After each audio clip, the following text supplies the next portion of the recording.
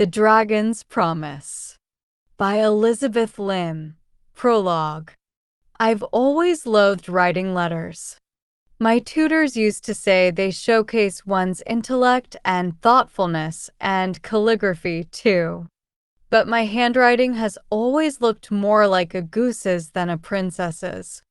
No one cherishes receiving a letter from a goose, even a royal one. I know that's no excuse for why I never wrote you, Takan. If I could change the past, I'd have replied to every one of your letters. I've finally read them, and I can't tell you what a comfort it's been to laugh over your stories and imagine that we grew up together. I wish I'd asked you your name that day we first met, when we were children at the summer festival and I lost your kite. I've been thinking about that kite lately and how it must be flying and flying with nowhere to go, nowhere to land. Sometimes I dream that it's me, that I have no end to my string, that I don't belong anywhere anymore. I wonder if that's how my stepmother felt.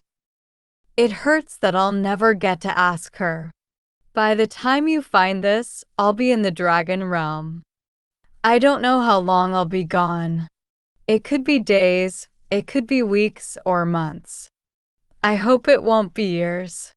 If I miss winter, think of me when the snow falls and whenever you eat radishes. Your favorite soup cook, Shirori. Chapter 1. The bottom of the Taijin Sea tasted of salt, slime, and disappointment. But for a few faint beams of mysterious light, it was darker than the deepest chasm. Hardly the magnificent watery realm dragons were said to call home. I sat up on Saria's back as he slowed, his long whiskers vibrating toward one beam in particular. Maybe I'd imagined it, but the beam shone brighter than the rest, almost violet. "You ready?" Saria asked. "Ready for what?" I thought, but I nodded. With a flip of his tail, he dove through the violet beam, and everything changed. The water turned azure, and puffs of coppery mist hissed from beds of sand and crystal. And light. There was light everywhere, radiating from an unseen sun. My heart began to race with anticipation, and I clung to Saria's horns as he accelerated down, swimming so fast that I almost let go of my breath. "We're almost there, Kiki," I thought excitedly in our shared, unspoken language, but she didn't respond. A peek into my sleeve told me why. My poor paper bird had fainted. I didn't blame her. We were moving at dizzying speeds, and my head pounded like a storm when I tried to see straight. But I couldn't afford to faint. I didn't even dare close my eyes. I wanted to see everything. At last we arrived at a labyrinth of bright coral reefs, fathoms below the mortal sea. Seagrass swayed in an unseen current. Dunes of white sand and gold-veined rocks dotted the grounds, and canopies of braided sea flowers formed the roofs of underwater villas. So this was AI Long, home of the dragons. It was a world few mortals would ever glimpse. At a glance, it didn't seem so different from land. In place of trees were pillars of coral, some slender and some thick, most with spiraling branches adorned with bracelets of moss. Even the way the fish glided, their tapered fins spread out like wings, reminded me of birds soaring across the sky. And yet, it was like nothing I'd ever seen. The movement of the water, constantly tossing and turning, was revealed by flashes of color and flurries of fish. The way the seagrass tickled the fish that swept by, as if they could speak to one another. Sarius smirked as I drank in the view. I told you you'd be dazzled. He was right, of course. I was dazzled. Then again, AI Long was meant to astound mortal eyes such as mine. That was its danger, after all. Its trap. A place so beautiful that even time held its breath. Every hour you spend here is a day lost at home, if not more, I reminded myself sharply. That time would add up quickly, and I'd been away from my father and brothers so long I didn't want to waste a single minute. Let's go.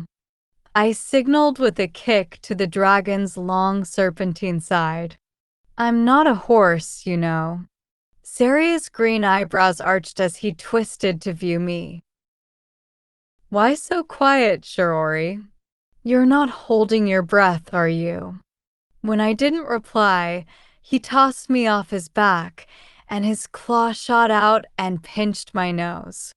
Out escaped a jet of bubbles, the air I'd been preciously hoarding. But great gods, I could breathe.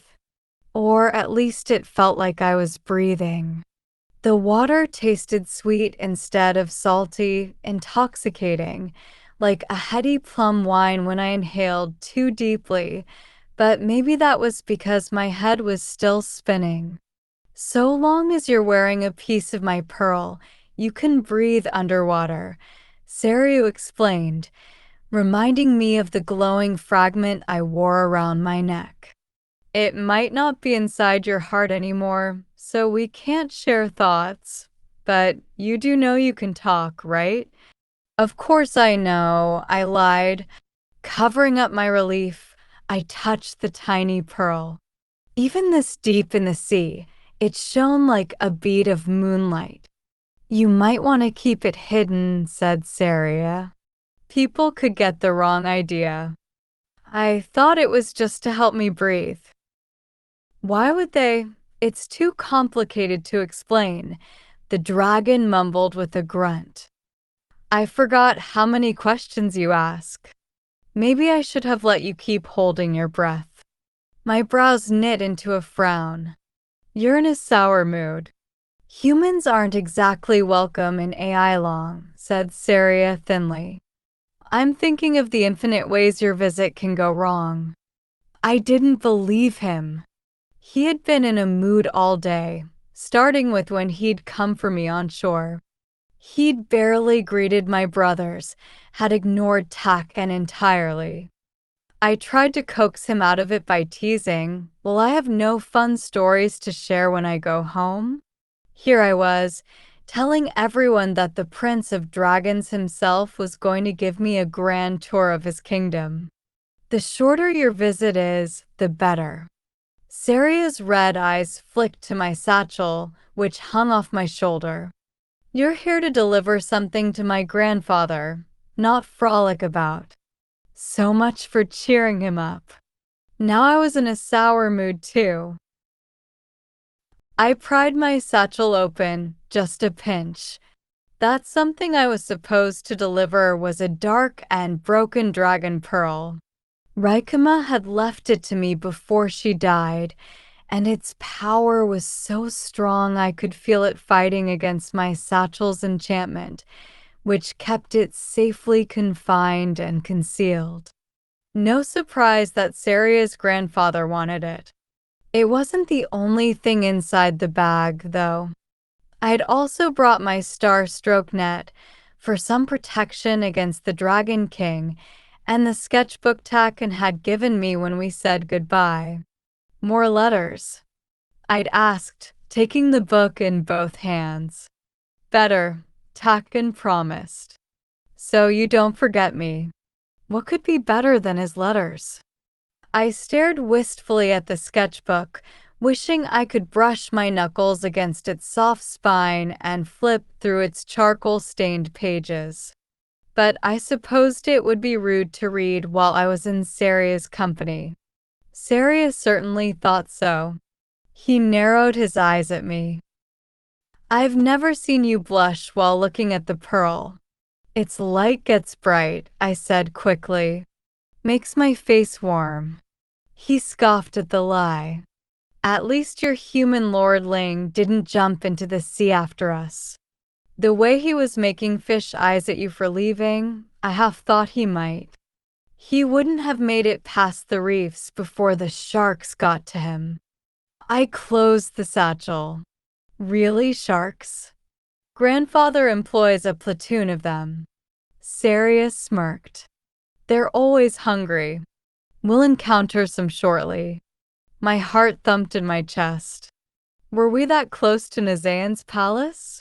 Saria misread my apprehension, and his tone lightened a little.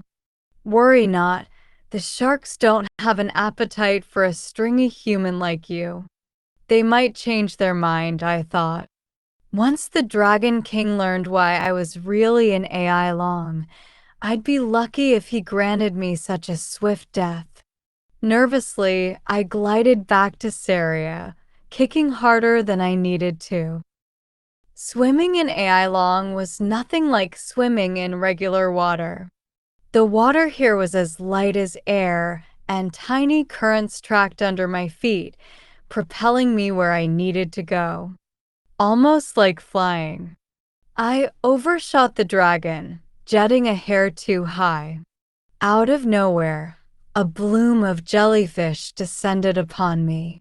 There were at least a dozen of them. Their bodies were shaped like luminous umbrellas, tentacles swirling in a sinuous dance. They approached boldly, brushing against my arms and legs, and even weaving through my long hair. I giggled at how it tickled, until Saria let out a growl. Leave her alone. His red eyes flashed at the intruders. She's with me. The jellyfish recoiled, but they didn't disperse. Quite the opposite. As Saria tried to tow me away by grabbing my hair, they followed and drew even closer. Then, like the Taijin Sea, they changed. The gold light radiating in their bodies went out in a flash, and their tentacles, soft as silk ribbons, turned hard and pointed. Two slid between Saria and me, forcing us apart. The rest surrounded us. I reached for the knife I kept hidden inside my sash. I barely got a chance to brandish it. Cold, slick tentacles suctioned onto my back and encircled my arms. Tiny barbs grew out of my attacker's tentacles, grazing my skin, a lethal warning not to resist. One sting, and I'd be paralyzed for life. Defeated, I went still and dropped my knife, letting it float beyond my grasp. In return, the jellyfish relaxed its grip, but only slightly. Its tentacles began to search me for other hidden weapons, and as they rifled through my satchel and robes, Kiki darted out of my sleeve. She was groggy, her wings in a dramatic mid-stretch as she yawned to announce she was awake. But when her inky eyes popped open and she saw the jellyfish, she shrieked. Bubbling, blazing demons of Tambu. It's not a demon, I assured her, hugging my satchel as tentacles attempted to pry it open. It's a jellyfish. A what? The jellyfish loomed over Kiki, scrutinizing her intently. My bird covered her head with a wing. Oh gods, she moaned. Let me faint again. To Kiki's relief, the jellyfish deemed her unworthy of its attention and returned to my satchel. Its tentacles tugged hard at the straps, but I held on as tight as I could. Sting me all you like, I said. You are not taking this. The jellyfish hissed and bared its poisonous barbs. Away, Saria barked. His tail lashed back and forth, creating innumerable ripples like tiny tempests. With a swipe of his claw, there came a fierce rip in the water. While the jellyfish struggled against the sudden current, Sirius slung me onto his back and dove into a jungle of coral, swimming for the crystal spires ahead. He tossed my knife onto my lap. Really, Shirori? This is what you bring to AI Long. I gave a careless shrug. Did you think I'd come unarmed? You've met my grandfather before. This little dagger of yours would hardly be a splinter. Splinters can still hurt, was all I said, tucking the blade back into my sash. What were those jellyfish? Patrols. For what? Trespassers and assassins. He didn't elaborate, a signal to let it go. But I was too curious. There was magic about them. Most of Grandfather's subjects have a certain ability. It helps fend off those who try to enter AI Long without an invitation. But why search me? I have an invitation. They were looking for your stepmother's pearl, obviously, said Saria testily. The jellyfish have a taste for dark magic. They also specialize in sensing deception. A wave of unease fell over me. Deception? Yes, like that steel needle you didn't deign to tell me you brought. Saria's voice hardened. Worry not. Your time in AI Long will be short. You won't have to experience our court. That wasn't what worried me, but I kept silent and glanced at Kiki. She'd swooned on my palm, and her wings were wilted into a dejected lump.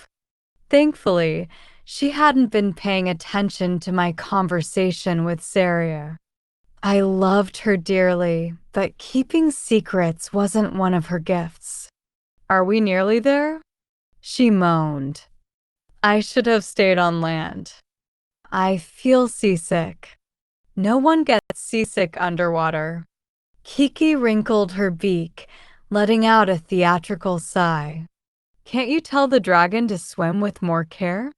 Even whales move more daintily than he does. You tell him. He's been surly all day. Why? Her brow crinkled. Is he upset with you? Of course not. Is it the jellyfish? Gods, Shirori, do you think they know?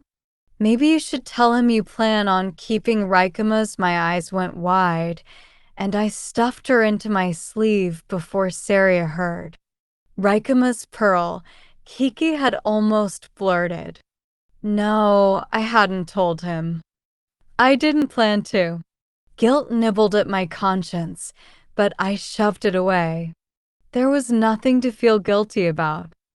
I wasn't reneging on my word.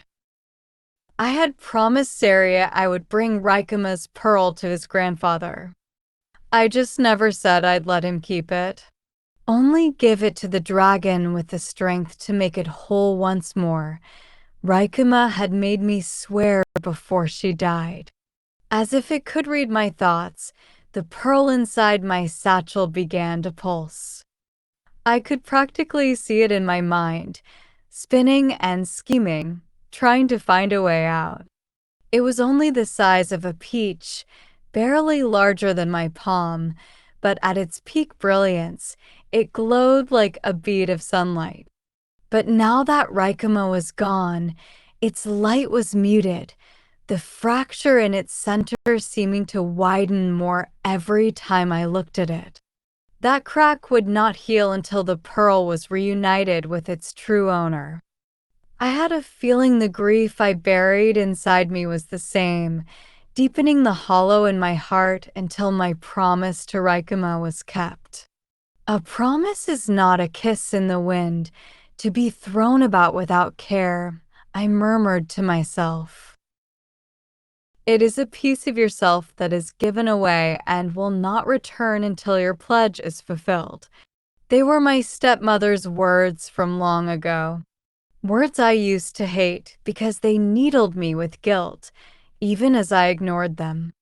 Never would I have guessed that I would draw upon them for comfort.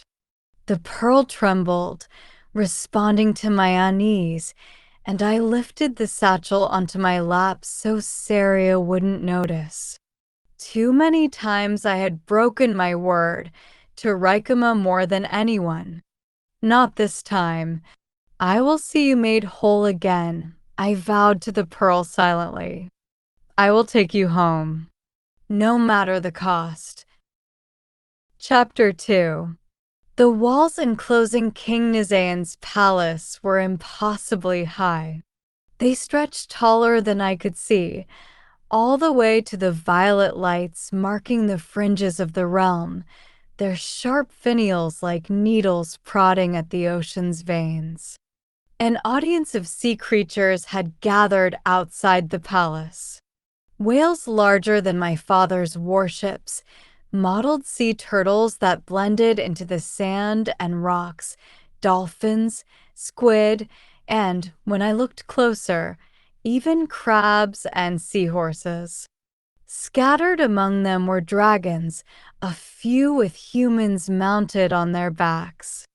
All lowered their heads in deference as Saria passed, but their gazes were fixed on me. "Don't hold my horns here," growled Saria. "They're a measure of status in AI Long, and I'm a dragon prince, not a bull." I let go as if I'd touched fire. Sorry. It quickly became clear what he meant. Other dragons' horns curved downward, like a ram's, often with ridges or fluted edges, and in colors varying from gray to ivory to black. Saria's were silver and smooth, but most notably they were branched like a stag's antlers. A natural crown. Is there usually a crowd like this to greet you? No. Saria's voice became tight. They're here for you. That made me sit up sharply. For me. They're wagering on whether grandfather will throw you to the sharks or turn you to stone. I couldn't tell whether he was being serious or sarcastic. Maybe both. Aren't there any other alternatives? I asked. None that you'd find more pleasant. I told you, humans aren't welcome here. But I see so many. Saria's long back stiffened, and his scales turned dull. Look again. I furrowed my brow, but curious now, I turned again. At first, I saw nothing out of the ordinary. Yes, the humans riding the dragons were bedecked in the riches of the sea, in jackets and gowns that gleamed like an abalone shell beaded with the petals of ocean lilies. But other than that, they looked the same as me. At least until my eyes sharpened, and I looked beyond their faces. Saw the gills sparkling on their necks, the fish scales dappling their arms. Some even had wings tucked neatly against their shoulder blades and fins adorning their wrists and ankles. When they caught me staring, they puckered their lips and offered me twisted smiles. So, I said nervously, I really am like a pig. What? That's what you said when we first met, that inviting me to AI Long would be like bringing a pig to meet your family. I thought you were joking. I never expected to bring you here, Shirori, he said, his voice so low I almost didn't hear. We were nearly at the gates. I want you to know that. It sounded like an apology, but for what, I didn't understand.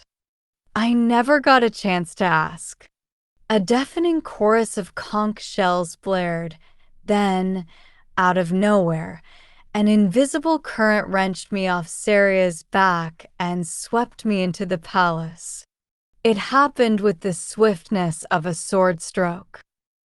I didn't realize I'd been torn away until it was too late. Shirori! Saria was barreling toward the gates, trying to force his way inside before they closed. Grandfather, no. That was the last I saw of him before I was washed away, speeding down a chute of water so fast it made our previous journey feel sluggish. By the time the chute spat me out at my destination, I was sure I had fainted, at least for a few seconds. I landed in the largest room I'd ever beheld. It was vast and wide, its pillars going on as far as my eyes could see, and except for one window of what looked like cascading black crystal, everything, from the walls to the ceilings, was the color of bone. Or snow, if one was a cheerier-minded sort of person. I kicked my feet against the ocean floor and propelled myself up. "Did we get eaten by a whale?" Kiki whispered from inside my sleeve. If we weren't in such a dire situation, I might have laughed. The chamber did resemble a whale's ribcage. Marble pillars lined the walls, evenly spaced and rising 3 times the height of the ceremony hall in my father's palace. Their ends arced impossibly into an open roof, like a cage of bones. Out of precaution, I drew my knife. The spaces between the pillars were wide enough to slip through, and the palace gates gleamed in the near distance. Was Saria still there, looking for me? I held my knife tight. I wasn't about to wait here and find out. I dove between 2 of the pillars and had made it as far as one breath out of the chamber when long, wriggling tendrils of kelp sprouted from the pillars and wrapped around my limbs. Kiki bolted out of my sleeve. "Shirori!" I hacked at the kelp. The stalks were thinner than the seaweed I boiled in my soups. But looks could be deceiving. This kelp was strong as iron and alive, sprouting 3 new fronds for every one that was cut. They lashed Kiki away and spiraled around my wrists, jerking the knife from my grip and pinning me against a pillar. Next came the sharks. I hadn't believed Saria when he mentioned them earlier, but here they were. Each was 10 times my size, with rows of briar-sharp teeth and blue-black eyes that expressed no compunction in turning me into a snack. "Saria!" I shouted. "Saria! He will be joining us shortly." The Dragon King's tail curved around the pillars and goose flesh rose on my skin. "My grandson has told me much about you since we last met, Shiorianma," he said. "Your gods have given you an unusual amount of attention, the adopted daughter of the nameless queen, the blood sake of Kiata, and now the bearer of the Wraith's Pearl." The Wraith? My ears perked. It was the first time I had heard that name. Long, crooked bolts of silver pierced the shadows, Nizaean's horns. "Show it to me." The kelp loosened its grip around my wrists just enough for me to open my satchel. I reached inside, my fingers brushing over the broken pearl and then the star-stroke net. My fingers itched to dispatch the net over the Dragon King. Star-stroke, after all, was a dragon's only weakness. The only thing powerful enough to separate one from its heart. And demons take me, I'd sacrificed enough to make the net. The sharks would have torn me to ribbons had I dared, but luckily the pearl didn't give me a chance. Once I opened the satchel, it made a low and chiding hum and breezed out into the open. I was beginning to suspect that it was alive in some strange way. Back home in my father's palace, whenever I left it in my room, I would find it later floating in the air beside me, as if watching. Waiting. "The pearl takes fate and twists it to its own purpose," Rikama had said. After what it had done to my brothers, I wouldn't be fool enough to assume that its purpose included keeping me alive. Which was why I watched, holding my breath, as the pearl rose level with Nizayan's pallid gaze. Displeasure showed in the bend of the dragon's brow. It has tethered itself to you. For now, I replied, I made a vow to my stepmother that I would return the pearl to its rightful owner. He snarled, You made a vow to Saria that you would give it to me. That I would bring it to you, I corrected. Not give. The pearl isn't yours. A dragon pearl belongs to Ai Long. Nizayan towered over me, gouging his claws into the ground. I am Ai Long. Why do you want it? I asked. I've seen what a true dragon pearl looks like. It's pure and awe-inspiring, nothing like this one. This one is an abomination. As you say, I replied. So why do you want it? Unenlightened human, you truly know nothing, the Dragon King bellowed. The Wraith's pearl is a broken thing. It craves destruction as much as it abhors it. On its own, it cannot find balance, so it relied on someone like your stepmother to moderate its power. But the nameless queen is dead, and the pearl is too broken to take a new host. Soon it will cleave completely. When that happens, it will release a force greater than anything you can imagine. Great enough to devastate your beloved Kyoto. For once I believed him. Unless it's returned to the Wraith. That is not an option, Nizayan said. It must be destroyed, and when it is, so too will the Wraith perish. Denounce your bond and give the pearl to me. I hesitated. The pearl floated above my palm, its broken halves parting ever so slightly along one edge. It looked deceptively fragile, like the petals of a lotus blossom. Yet I could feel what terrible power lay within. Could Raikama have made a mistake in asking me to return it to the Wraith? Or was this one of Nizayan's tricks? Only for a moment, my conscience twisted with indecision. Then I closed my fists and the pearl flew to my side. I trust Raikama. The pearl belongs to the dragon with the strength to make it whole once more, I said. That dragon is not you. Fury ignited the Dragon King's white eyes. So be it. Behind him, the shark sped in my direction, jaws snapping. Visions of a gruesome end flashed in their glassy eyes. Me, filleted into 100 bloody chunks that turned the water red. Kiki screamed in my ear. No, Shirori. Kelp tightened around my waist and ankles, holding me immobile. Luckily, I'd been anticipating such a moment. Never go to battle without knowing your opponent, my brother Benkai liked to say. Before I left for Ai Long, he'd imparted as much military wisdom as he could. He who can surprise his enemy is always at an advantage. Here came my surprise. I slammed my hip against the pearl, striking it into the closest pillar. Its halves split from its base, opening like a clamshell, and a dazzling light poured forth. The kelp recoiled.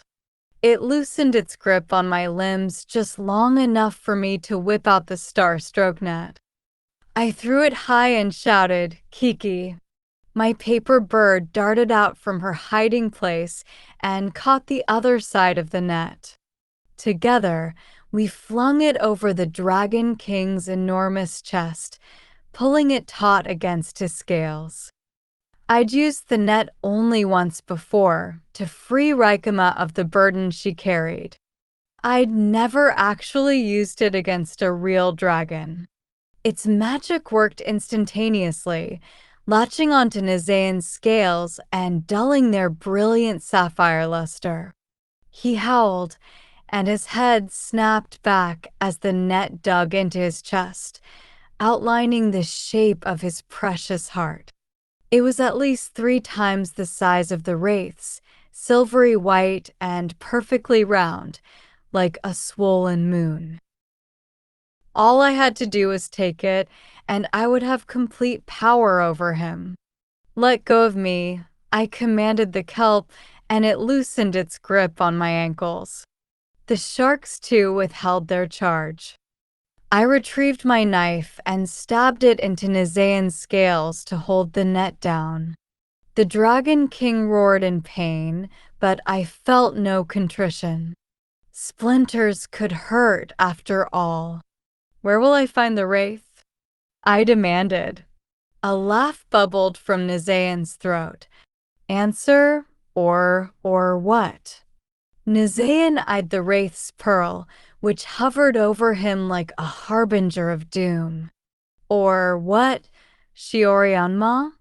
Something was off. The Dragon King's heart throbbed in his chest, a sign the star stroke had to be hurting him. So why was he smiling? Why was he laughing? "You should have given me the pearl when I offered you the chance," said the Dragon King as he twitched in discomfort under the net. "Your crime of weaving such a net cannot go unpunished. 300 years you would have slept, long enough for all you know and love to turn to dust. Then I would have returned you to Kiata as promised. Unfortunately, you chose poorly. For that you shall never see your homeland again." The knife I jabbed between Nizaean's scales suddenly dissolved into the water, and he ripped the star stroke off his chest. It crackled between his claws, singeing his skin before he flung it into a web of kelp, far out of my reach. "Did you think it would be so easy to take out my heart?" He laughed as his wounds healed before my eyes. "I am a god of dragons. Not even Starstroke can harm me." I staggered and cupped my palms around the wraith's pearl. "Then what about this? I never got to finish my threat." The walls behind me began to sing, and a surge of water whipped across the black crystal window I'd noticed earlier, creating a whirlpool. Out of it swooped a second dragon. All I caught was flashes of red scales and a pair of round gilded eyes. Then there came a hard yank at my neck, and I jerked forward. "If you won't give us the pearl we want, we'll take this one for now." The scarlet dragon held up the necklace Saria had warned me to keep on at all times, the chip of his heart that would allow me to breathe an AI long. My hands flew to my throat as my lungs convulsed. Water was everywhere and rushed into my mouth, filled my lungs. My heart whisked in my ears, beating in alarm as the weight of the seas came roaring. There was so much I couldn't even choke. I was drowning. "This is my daughter, the Lady of the Easterly Seas," Nizaean said, as if now were the time for introductions. "Since you will not give me the pearl, I leave her in charge of its retrieval." Nizaean's daughter observed me drowning. "I've a theory," she purred, "that the human soul is made up of countless little strings that tether it to life." She pinched her nails at my heart, and I gasped in pain as she extracted a long silver gold thread I'd never seen before, a strand of my soul. Beautiful, isn't it? So fragile, yet so vital. She twisted the strand around her nail. "If I cut enough and leave, say, one last string dangling, the pearl will break its bond with you in search of someone who isn't on the brink of death." She tried to snip the strand with her nail, but it glowed bright and recoiled back inside me.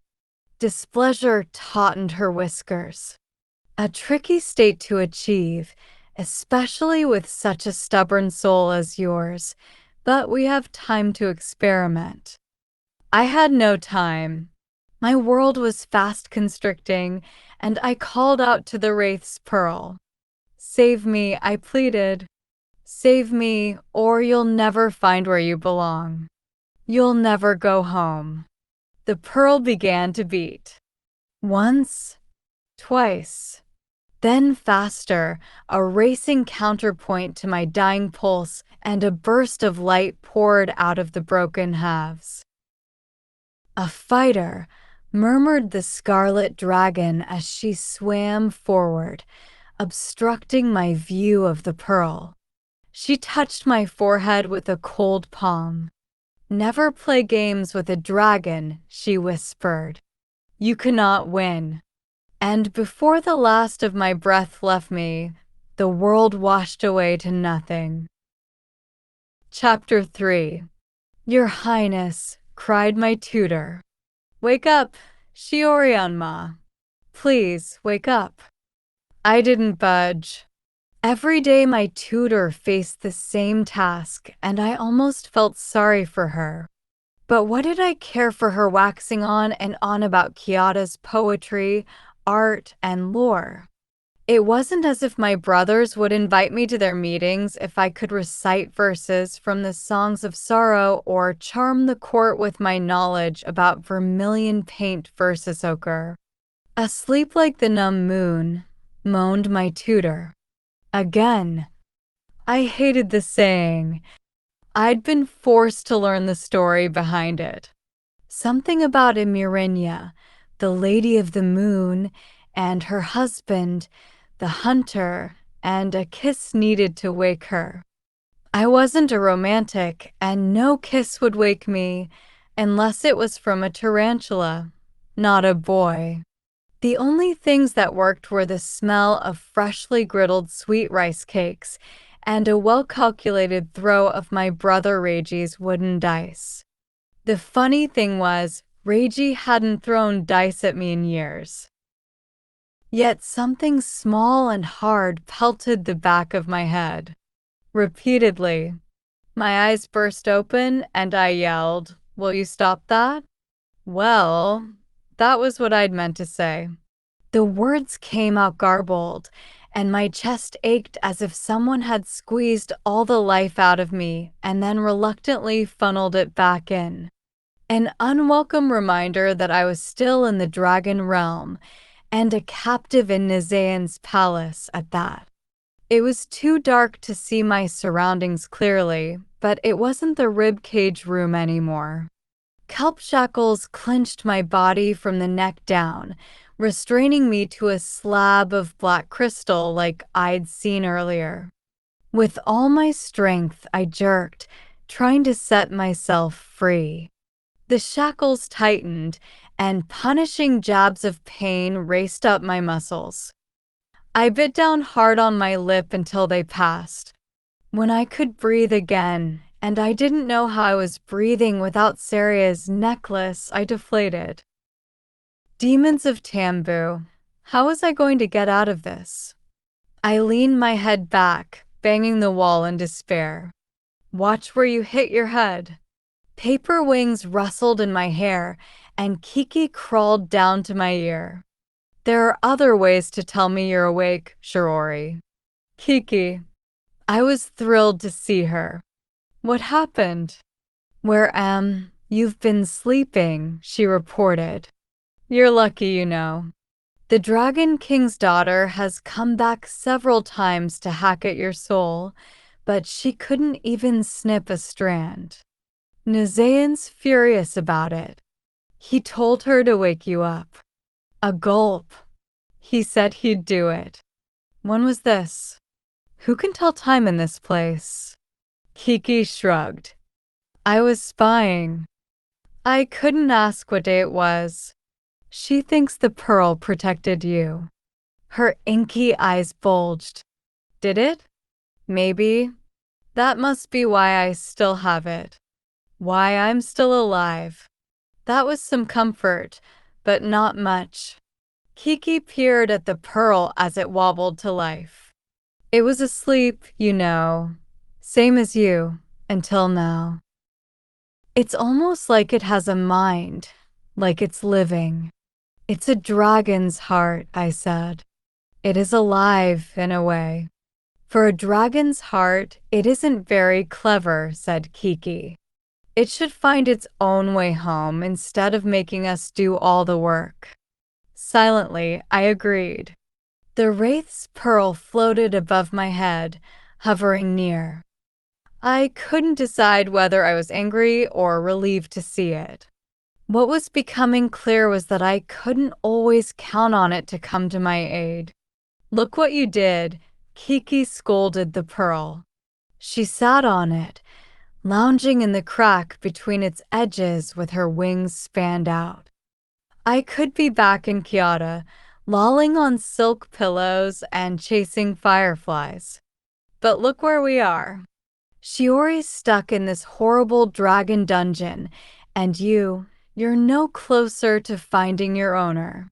The pearl let out a flare, illuminating our surroundings, a narrow cell that seemed to go on forever. But that was only an illusion.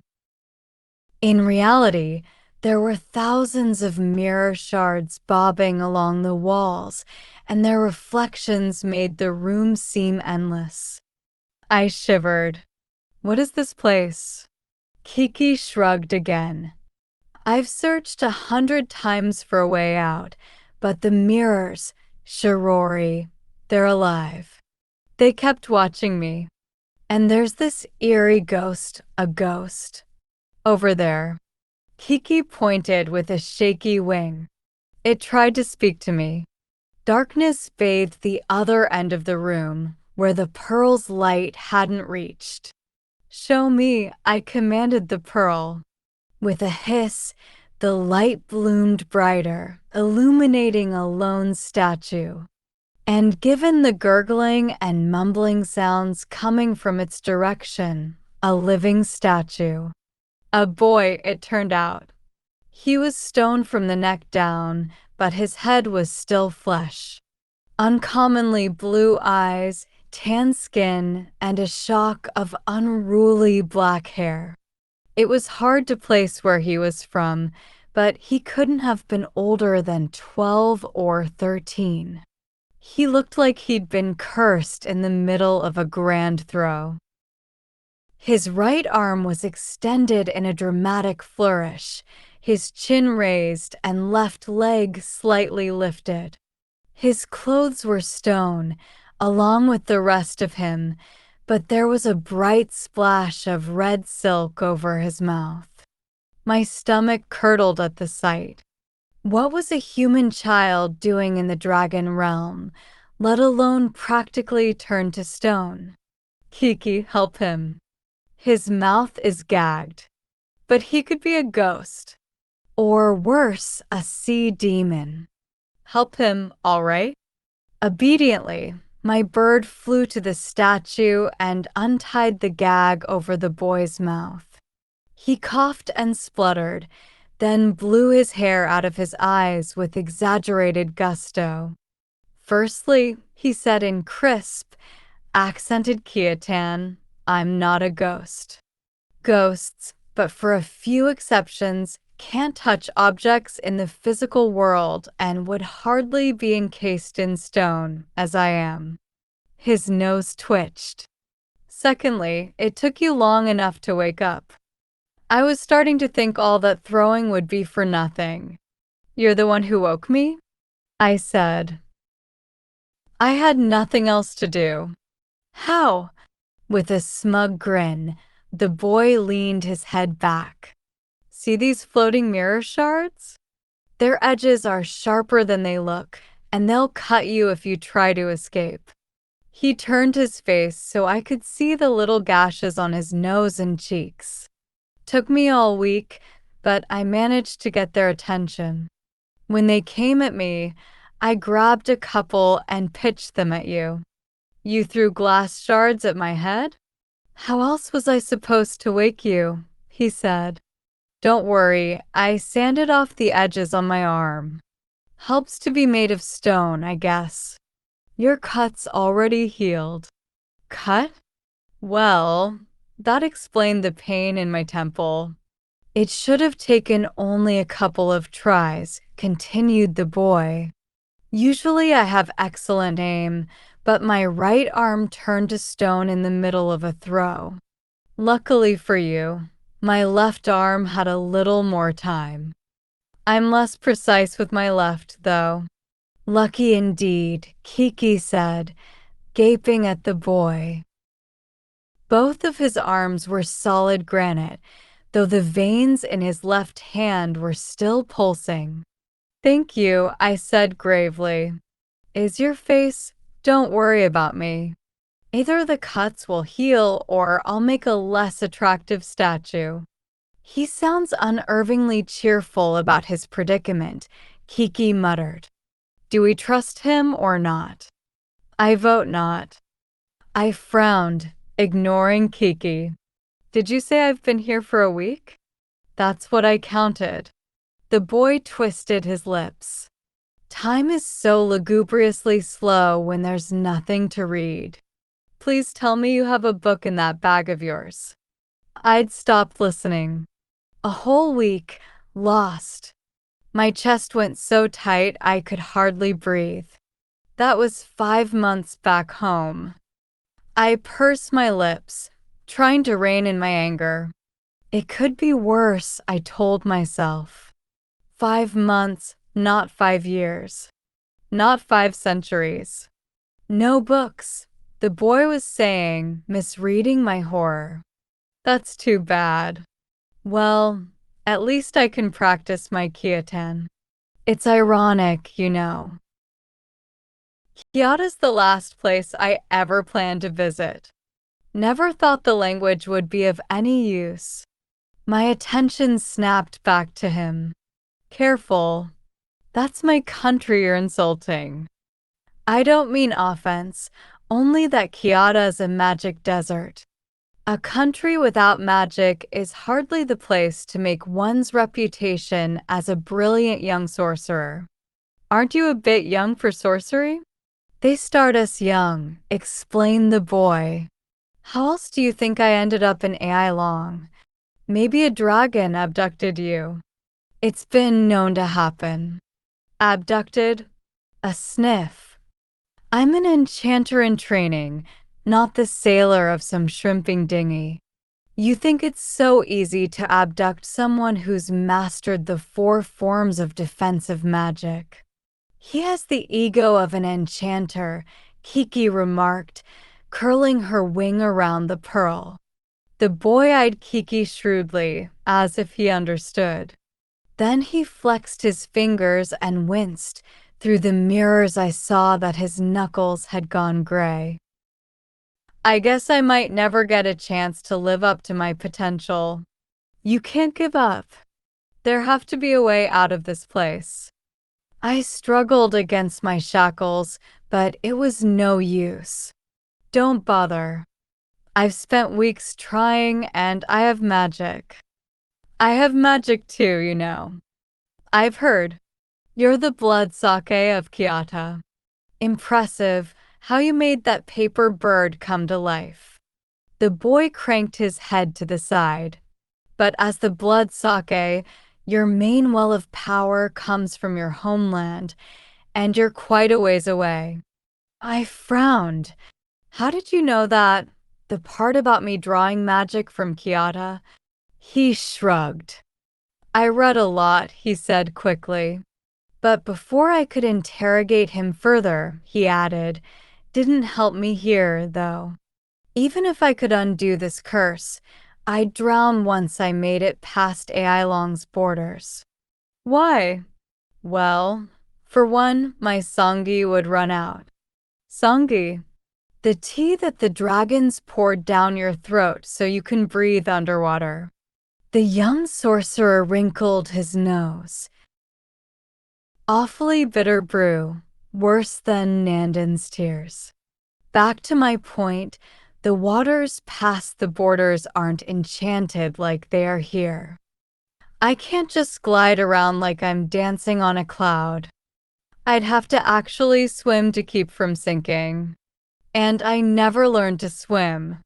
Kiki slapped her head in disbelief. He can't swim, and he came into the dragon realm by choice. Don't give up, I said. My friend is a prince of AI Long. He can help. Doubtful. He's as much the Dragon King's pawn as Lady Salzea is. At the name, the mirrors suspended in the water around us pivoted to regard the boy. Lady Salzea, I repeated. Who's that? The High Lady of the Easterly Seas. I'm sure you've met her since you're here. This room is where she tortures King Nizaean's most troublesome guests.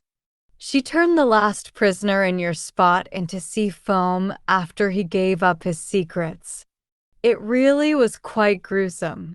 Stone is preferable to sea foam as far as curses go. I swallowed. The Scarlet Dragon. There are plenty of scarlet dragons around here. I distinguish her by the mirror shards around her neck. You must have seen them. I didn't notice. I was too busy trying not to die. You'll notice them the next time. Now that you're awake, you'll need more Sangi to keep breathing. Someone will be here soon to fetch you. Very soon, I'd say. Nizaean's been lusting after that broken pearl of yours for ages. Lusting? He said he wanted to destroy it. And you believed him? The young sorcerer scoffed. Dragons are bound to promises, not the truth. His eyes flickered yellow as he observed the floating pearl. I can see why he'd covet it. It's different from the others. It reeks of power. Chaotic, uncontrollable power. But it's on the verge of breaking. Reason has never stopped a dragon from coveting something it can't have. He tried to scratch his nose, but couldn't reach. I used to want a dragon pearl myself. It's what got me obsessed with AI Long. Is that why you're here? I said. Were you trying to steal one? Do you take me for an idiot? I wouldn't try to steal a pearl, not as an apprentice anyway. I'd wait until I was a full-fledged enchanter. I twisted my lips at the boy, both amused and mystified by his gall. So why are you here? A dragon came to me on land. He'd heard of my potential. The boy grinned, gave me Sangi, and said he'd teach me the recipe if I borrowed something for him in AI Long. I raised an eyebrow. Borrowed? Without permission? Precisely. We enchanters aren't meant to be common thieves, but knowledge is my weakness. Always has been. And no one's been to AI Long in centuries. I couldn't resist. You got caught. I finished for him. What happened to the dragon? I don't know, he lamented. I was adult and never got his name.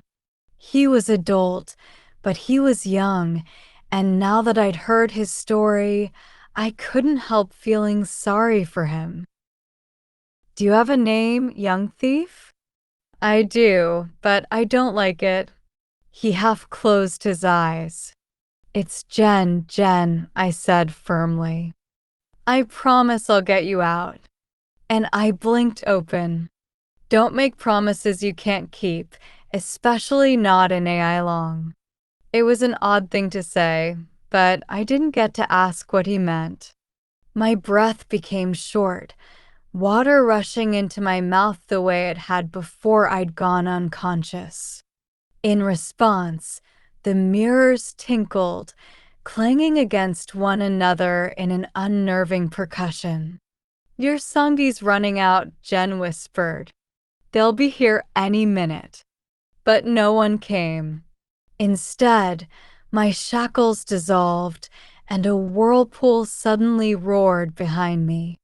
Catching me mid-breath, it devoured Kiki, the Wraith's Pearl, and me into its gushing void. Down into a watery abyss I plunged, Kiki's scream echoing the one I let out in my head. I held two things tight, my breath and the pearl. My life depended on both. I came to a halt, and a current tossed me upright before the Dragon King. Only he was not a dragon anymore. From the waist up, he had taken on a human form.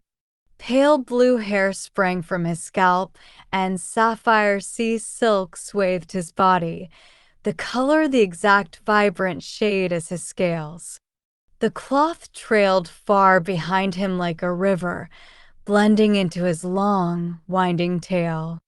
My star-stroke net was draped over his shoulders like a cloak. Its shimmering threads made his heart glow and bulge.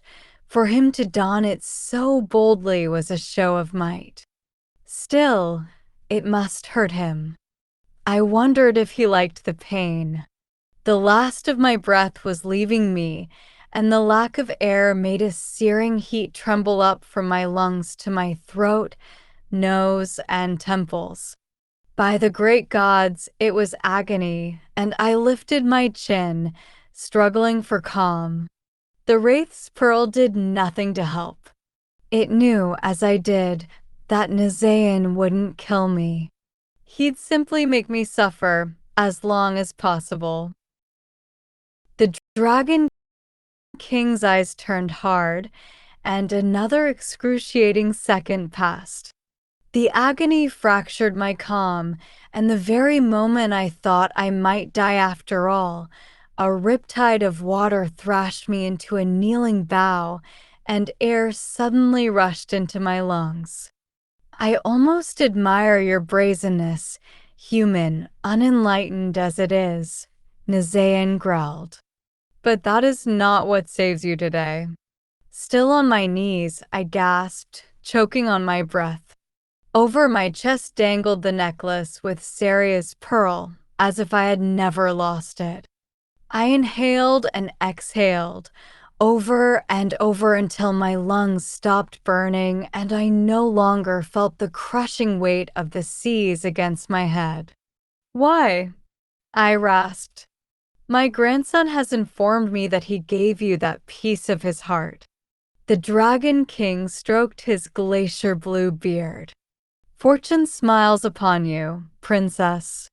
In accordance with dragon law, you are under his protection.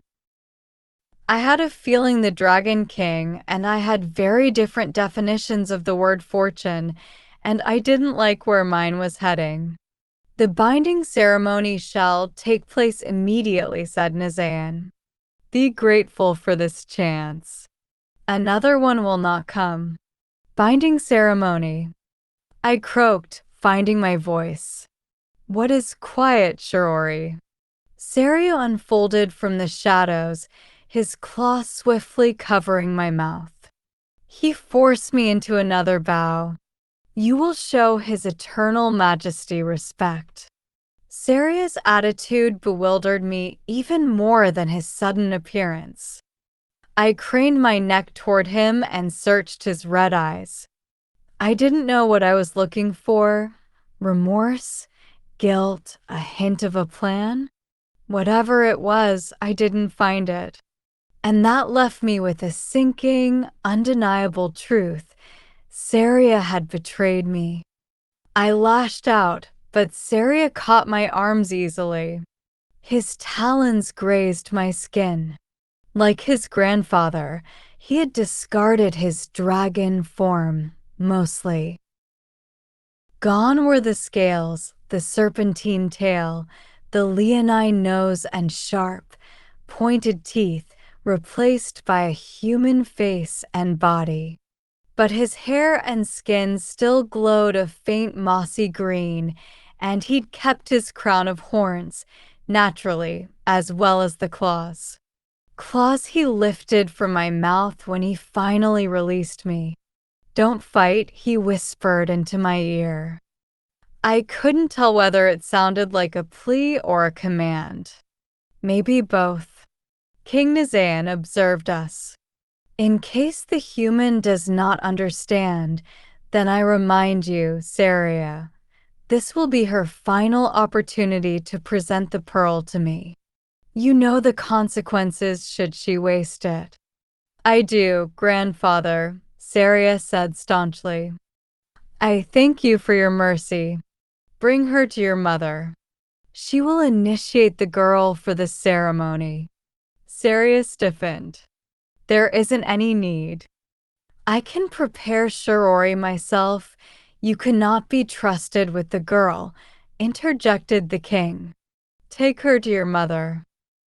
Salzea has a love of spectacle, and a spectacle this will be, the first Kiat and companion in nearly 1,000 years. Companion, binding ceremony. The pieces were coming together, but I couldn't make sense of them.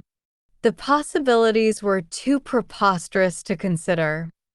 I pulled away from Saria, but he held fast to my wrist. Even as Saria fought me, his ears turned red, and the shine in his horns dulled, which was all the answer I needed. God spare me, I thought. I would have kicked him in the ribs if I could, but my legs hadn't adjusted to the stupid, shifting currents, and I feared I'd miss him entirely. Saria made a low bow to his grandfather, forcing me once more to do the same. As you wish, your eternal majesty, he murmured. The train of his long robe struck me from behind and held me down by the neck. Amusement glinted in Nizayan's hard eyes. I promised you death for reneging on your word, Shiori and Ma, and death shall come.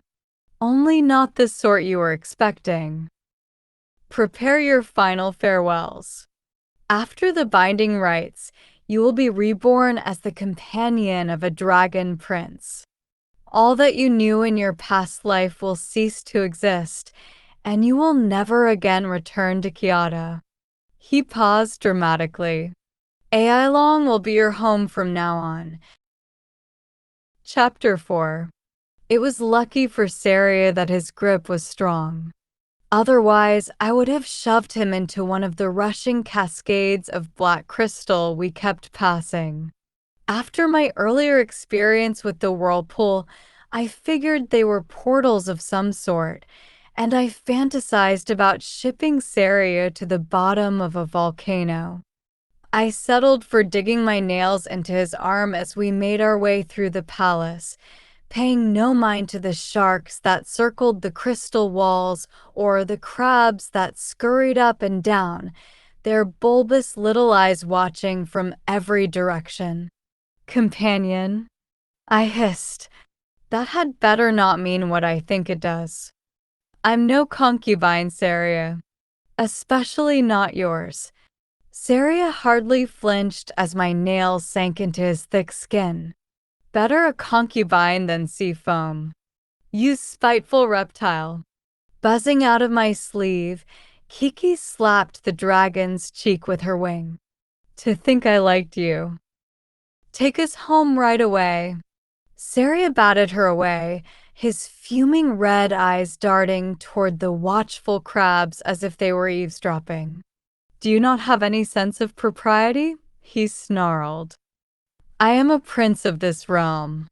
As the crab skittered away, his claw fell on my shoulder, and we were whisked into a private chamber shuttered by bubbling panes of ice. You might as well put me back in your mother's dungeon, I said. I'm not giving up the pearl. Saria growled at me. Sons of the wind, can you be quiet for once? Can't you just be thankful that I saved your life? Be thankful? You lied to me. Let's be clear. You lied to me. You promised to give grandfather the pearl. Bring him the pearl, not give him the pearl. It doesn't belong to him. Do you think he cares? Anger made Saria's whiskers taut and straight. My grandfather is not someone who can be reasoned with. Why else do you think I proposed the binding ceremony? You have a piece of my pearl, Shirori. Do you even know what that means in Ailong? He raked a claw through his green hair. Of course you don't. What does it mean? That grandfather is sworn by dragon law to honor the bond between us. There is no bond between us. My hands went up to the necklace he'd given me. I wished I could hurl it at him to prove my point, but I'd drown. I'm already betrothed. To that pathetic lordling? Saria snorted. Will you stop calling him that? He's my fiancé? You ran away from the betrothal ceremony. You're hardly engaged. I wasn't running away from him. I half fibbed. Kiki flew out of my sleeve. Saria's expression darkened. What is so wonderful about him, anyway? He'll live 70 or 80 years, at best. He has no magic, hardly any power to his name. His castle doesn't even have a proper pond or a proper river. I had to visit you in a horse trough when you were there. Saria gritted his sharp teeth. Yet you act as though he's the one who gave you a piece of his heart. As if he saved you from drowning in the sacred lake. It was the last thing I'd expected him to say. My heart pinched with an ache I'd never felt before. Saria. His ears went flat, their tips turning redder than summer poppies. He seemed to be wishing the ground could swallow him whole. Look, it was the only idea I could come up with. If I'd known you would be so vehemently opposed to it. I'm not vehemently opposed, I interrupted. Just opposed. I couldn't look him in the eye. I can't stay here forever. What if you have to? Saria pressed. There was a new edge to his words that I didn't like. What if it's best for your country? My ribs went tight. What do you mean? Staying here is your best recourse, he replied slowly, as if reading the words aloud. It always has been. A new blood sake is born only after the previous one dies. If you live an eternity in AI long, another will never be born. I said nothing. I couldn't. My mind was reeling, everything coming harshly into focus. 9 blazing hells, Saria had a point. The demons trapped in Kyoto's holy mountains needed my blood in order to be free. But if I stayed in AI long, they'd never get out. Saria spoke my mind. Your father, your brothers, your lordling would be safe. Everyone in Kyoto would be safe. It was a beautiful solution, and I hated Saria for it. Any arguments I had clotted in my throat. All reason pointed to me staying here. So, Saria spoke, more quietly than I'd ever heard him before. Do you think you could try to carve a place in your heart for me? I was glad we were alone. My ire at him had vanished completely, leaving a hollow feeling. How was I supposed to respond? Yes, he was waiting for me to say. Such a simple word, a word I'd uttered so many times in my life. Yet it sat leaden on my tongue, and all I could think of was tacking on the beach, promising he'd wait for me, asking me not to forget him. It hurt to speak. If I stay with you, I'll never see my family again. Saria's whiskers wilted, and his demeanor went cold. You'll have one final chance. My mother has an enchanted mirror. Its glass will give you a last look at your family, before you forget them. In an instant, I was on my guard again. What do you mean, forget them? It's a part of the binding ceremony. He forged on, as if knowing and not caring that I would react badly. In exchange for immortality, you'll consume an elixir when you take your oath to Ailong. You won't remember anything about your past, not even your name. I jerked back, stunned by what he'd said. Is that the only way you dragons can find mates? by making us forget who we are. Immortality comes at a price. You'll be reborn stronger. Better. Better. I repeated. I'd rather have the demons rip me apart than forget who I am. Was this what the Dragon King had meant when he warned me that death was inevitable? I couldn't believe I'd almost felt bad for Saria. That's why Nizayan's so confident I'll give him the pearl, I realized angrily. Because I won't even remember what it is. Saria started to speak, probably to spout some nonsense about his grandfather needing to destroy the pearl for the safety of both our worlds. I wouldn't hear it. You dragons are no better than demons. I tore away before he could touch me. If you won't get me out of here, I'll find my own way. I made a promise to Raikama. The pearl needs to be returned to the Wraith. Saria huffed at me in disbelief. You would risk your family, your country, your own life for that? What does a promise to your stepmother matter? She's dead. I couldn't control myself. My anger had reached its peak, and my hand lashed out. Before I knew it, I had struck Saria on the cheek. Hard. If he'd been human, his head would have jerked back, maybe even hit the wall. But Saria simply recoiled, looking stung. I was too furious to care. I thought he would say something, a rebuke, an apology, anything. Instead, his emerald scales turned cloudy and his head dipped. He wasn't bowing at me, but at someone behind me. Don't say anything, he hissed as he pushed me into a bow as well. Be angry with me all you want, but hold it in until my mother goes away. At the word mother, my curiosity overwhelmed my anger, and I looked up. A shell-beaded curtain parted, and two women entered our company. Neither looked entirely human, but my attention turned immediately to the lady with the golden eyes. They were eyes I'd seen before, liquid and viscous, like amber meant to ensnare its prey. Lady Salzea, the dragon who'd tried to cut out my soul. She was Saria's mother? Am I interrupting? She purred.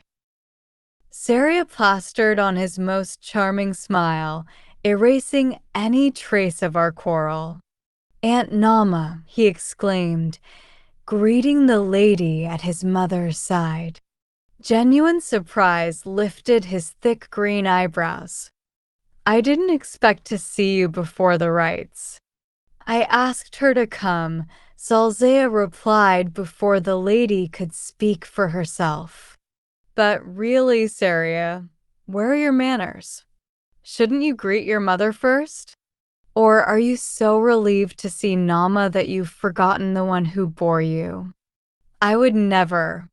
Saria straightened. Mother, as always, even in your human form, you dazzle the stars. Salzea harumphed. It's far from my favorite form. She inclined her head in my direction. But humans find us less intimidating this way. She was wrong. Salzea was the color of fire, blushing cinnabar and orange, like the brightest autumn trees. She was almost too brilliant to look at, and my eyes stung as they searched for the necklace gleaming against her collarbones. Just like Jen had said, it was made of mirror shards. 7, I counted. They looked like ordinary pieces of glass at first, but their shapes kept changing, from smooth teardrops to jagged knives so sharp they should have pierced Salzea's delicate skin. A crisp reminder that she wasn't human at all. Welcome at last, Shioryanma, Salzea said. I regret that our previous encounter was under such unfortunate circumstances. Misunderstandings happen, even in a realm as enlightened as AI long. It gladdens me to have this second chance to receive you and to ensure you have a proper introduction to Saria's home. Oh, dungeons make for wondrous introductions, I said, not bothering to bury my sarcasm. The boy turned to stone was a particularly welcoming touch. Saria shot me a glare to stay silent. Shirori only recently learned about our binding rights, he said. She is still acclimating to the news, but she is honored to be chosen. Undoubtedly you are, mortal child. Salzea petted the top of my head. You have been bequeathed the gift of immortality. I hope it will suit you as it suits Lady Nama. I'd forgotten about the woman at Salzea's side. She was small and pale, with a thin, oval mouth and waist-long black hair that fell flat against her cheeks and back, gathering the shadows about her. Her arms hung woodenly at her sides, and her eyes had no spark of life to them. If that was how immortality suited Lady Nama, I wanted no part of it. Salzea was already circling me, the shards around her neck glinting as she assessed the bits of moss stuck in my hair, the scars on my hands, the circles under my eyes, and my plain, unadorned white robes. Only when her gaze fell upon the wraith's pearl, floating at my side, did a muscle in her cheek twitch. Desire for it made her skin flicker gold for just the briefest of moments. Rather unremarkable, isn't she? Salzea said to Lady Nama. I would have thought the blood sake of Kyoto would have more presence, more beauty. Then again, what human is pleasing to the eye? There is much work to be done. What I lack in beauty, I make up for in strength of soul, I said, making a direct jab at Salzea's earlier failure to cut my strands. I scooped the pearl into my satchel, not caring how petty the gesture was. Such pride, mused Salzea. I forget you are a princess in your world. Human titles mean nothing to us. Lady Nama was a peasant when she first came. But yes, I'll grant you that your soul is unusually strong. She paused. It shall make a fine addition to Long. Annoyance mounted in my chest, and Kiki pinched my arm, warning me to stay calm. While I gritted my teeth, Salzea regarded her son. Never once have you mentioned a desire to find a companion. I find it odd that you saw fit to bestow on this girl a piece of your pearl, a very small piece, Saria muttered. Especially before you've even reached your full form. Lady Salzea touched her necklace, and the shards tinkled a soft, chiming song. But His Eternal Majesty has approved your choice. It will be honored. Today, I repeated, my eyes widening. No need for such agitation. It will be a private affair, only for family. That wasn't the reason I was agitated, and I was certain that Salzea knew it. All of Saria's cousins have already arrived, she went on, and they have pledged not to try and kill you or each other. All of them, Saria said with a frown. I doubt Alang is making an appearance. The High Lord of the Westerly Seas knows better than to show his face at court, said Salzea airily. But maybe he'll come to see the pearl. I glanced at Lady Nama. She had been silent ever since her arrival, her composure unruffled by Lady Salzea's antagonism toward me. But at the mention of Saria's cousin, Nama's lips pursed ever so slightly. I was the only one who noticed, and Nama looked up from the ground, catching my stare. Her eyes didn't glitter or gleam, as did the dragon's. Her eyes were moored to the earth and were brown, like mine, easily overlooked, easily capable of hiding a trove of secrets. You will be in good hands, Salzea was saying. Lady Nama is my brother's wife, the honorable lady of the southerly seas, and it isn't every day that she personally offers to prepare someone for the binding rites. Nama made a graceful bow. I was one of the first companions ever selected in AI Long, she said quietly. I know better than most how difficult the change can be. Now, don't scare her off, Salzea chided. Have a care, Nama. I don't want to live with a despondent son for the next millennium. Just kidnap him another princess, then, I said acidly. We humans are all the same anyway. I doubt he'd notice. The barb was meant for Seriu, but if he flinched, I didn't catch it. Salzea's laughter was too distracting. Seria, she said, tilting her head back with amusement. You've made an interesting choice. I look forward to seeing what Shiorianma becomes. The way she said it unsettled me. What she becomes. Now, you both have lingered enough, Salzea said. Say your goodbyes. You'll not see each other again until the ceremony. Saria caught my sleeve before I turned away. Remember what I told you. That you're saving my life? I dipped my head into a mock bow. I was still furious with him. Thank you, Prince Saria. I look forward to finding out what I become. You'll find Aunt Nama's company pleasant, I'm sure, he said, ignoring my tart remarks. More pleasant than my mother's, he left unsaid. She'll take good care of you. The way you did? I replied. My words were low, though I was sure Salzea and Nama could hear. I thought you were my friend, Saria. I trusted you. Saria's laugh had little humor to it. I know, he said, and as he let go of me, a wave of water swept me off my feet and carried me deep into the Dragon King's palace. Chapter 5. An aggressive current jostled me forward, forcing me to trail Lady Salzea and Lady Nama down a wing of green marble pillars.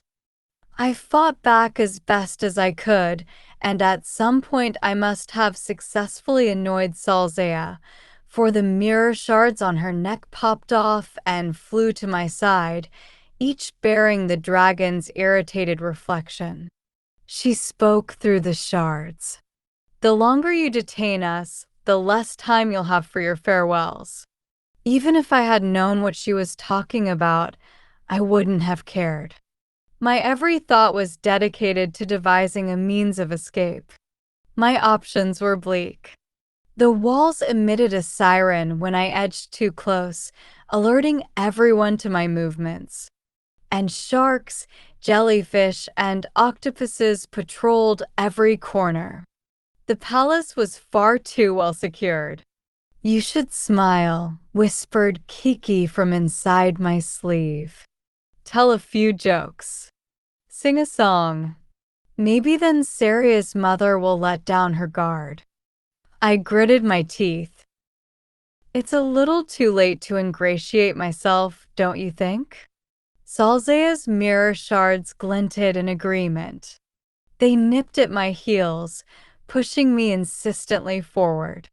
Soon my surroundings transformed. The singing walls vanished, and the marble columns stretched into long walls that closed off my view of the open seas. One of Salzea's shards scraped my cheek, and the water gathered in strength, scooping me up and delivering me to the dragon's side. Saria's mother clucked her tongue. You're wasting your time looking for an escape. The halls change at my whim, and the palace is impossible for humans to navigate.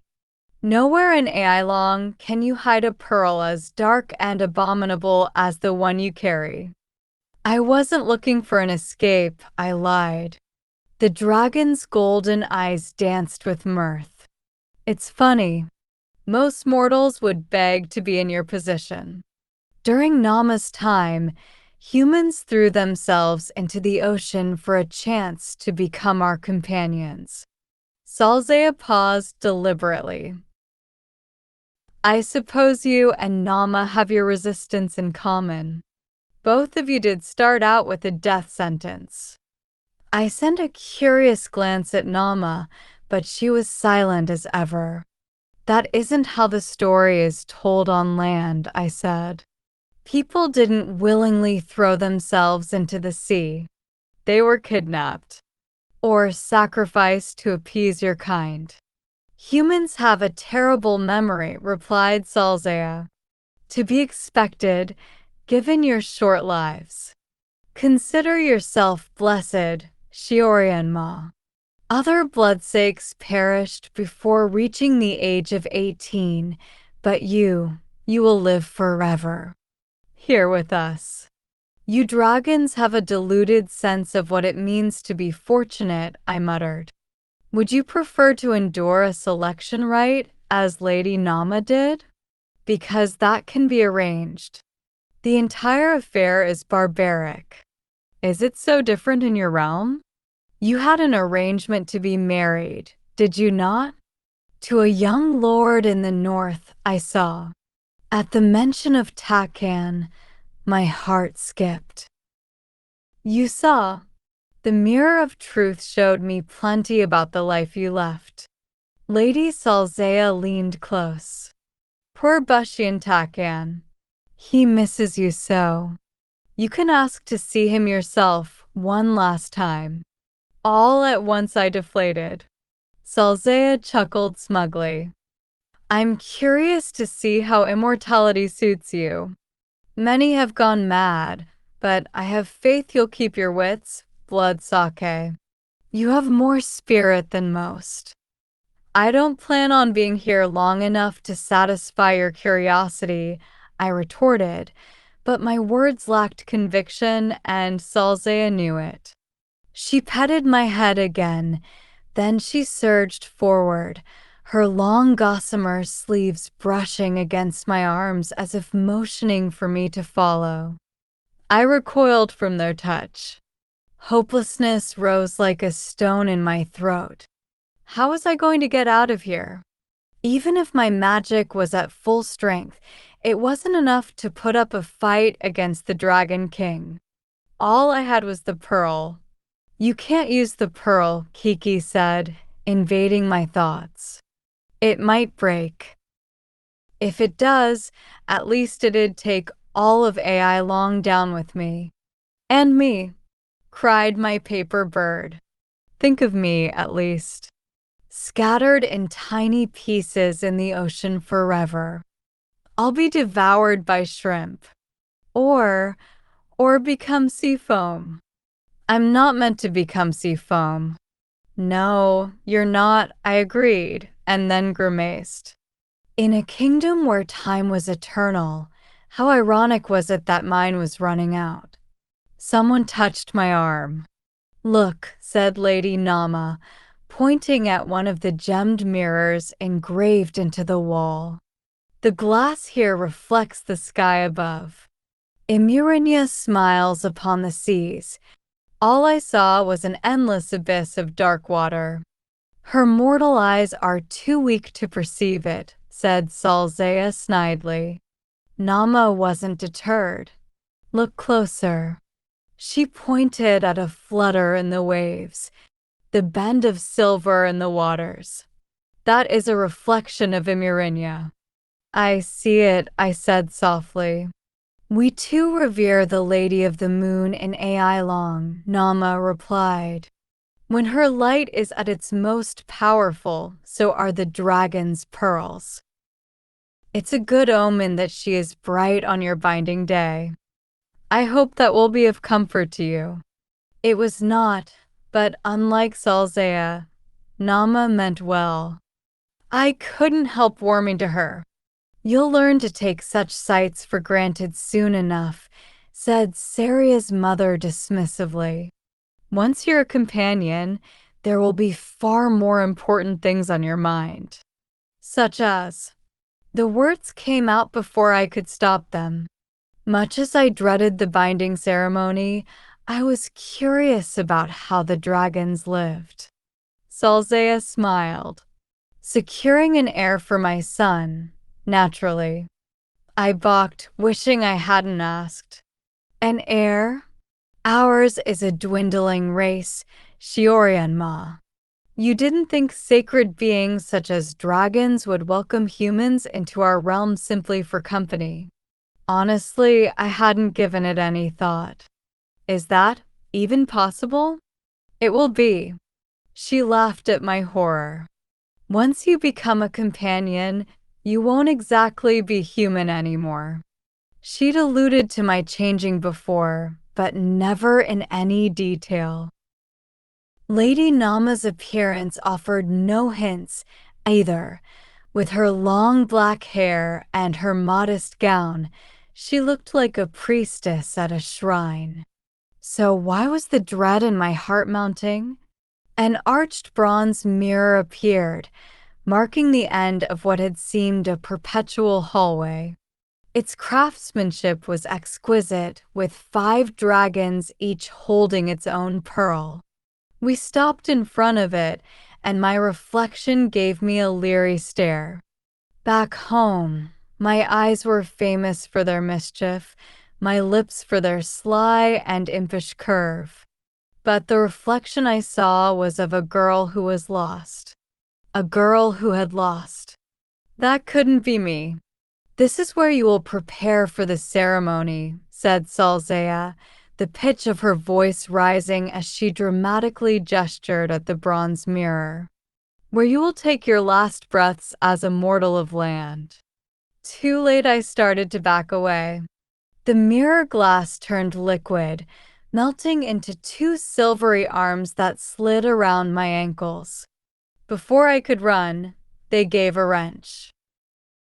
And into the mirror I flew, spiraling deeper into the Dragon King's lair, to my doom. Chapter 6. I landed on soft carpet, facing a shell-encrusted ceiling with floating lanterns. Chests and trunks lined the walls, each flowing with the most extravagant, impossible raiment I had ever seen. Dresses woven out of abalone and moonlight, skirts that were cascading waterfalls, shawls painted with butterfly wings and flamefish fins, and jackets embroidered with peonies whose petals moved to an imaginary breeze. As I pulled myself upright, Lady Nama glided into view. "Salzea is gone. She'll not return until you are ready for the ceremony." Was that an explanation or a warning? "There is food, should you require nourishment," Nama continued. "The rites will not be long, but some find comfort partaking in delicacies from their homeland." She gestured at a table that I swore had not been there a moment ago. On it was a spread of kiet and sweets, rice cakes with toasted sesame seeds, phoenix wing candies, and steamed buns bursting with pumpkin custard. A porcelain bowl was filled to the brim with fresh, plump peaches. I inhaled, hating how insolently familiar the aromas were. I couldn't ignore them even if I wanted to. "Eat," she urged, helping herself to tea. "You'll need your strength." As she poured, the steam curled around the rim of the cup. But I didn't budge. "It isn't poisoned, Shiorianma." I didn't trust her, and she knew she couldn't convince me. "Very well. Then we shall begin." Lady Nama set down her cup, and it floated in the water. How you attire yourself for the ceremony is of utmost importance. This will be the court's first impression of you, and dragons are quick to judge." She clapped, and the chests exhibited their wares. "Take anything that speaks to you," she instructed. Jewels, combs, gowns, jackets. Nothing called out to me. There were no swords, daggers, or poison darts. No vines of starstroke or torches of demon fire. Everything was just so pretty and useless. There were bone hairpins that made one's tresses grow longer, sand silk robes with embroidered fish that danced when I touched them.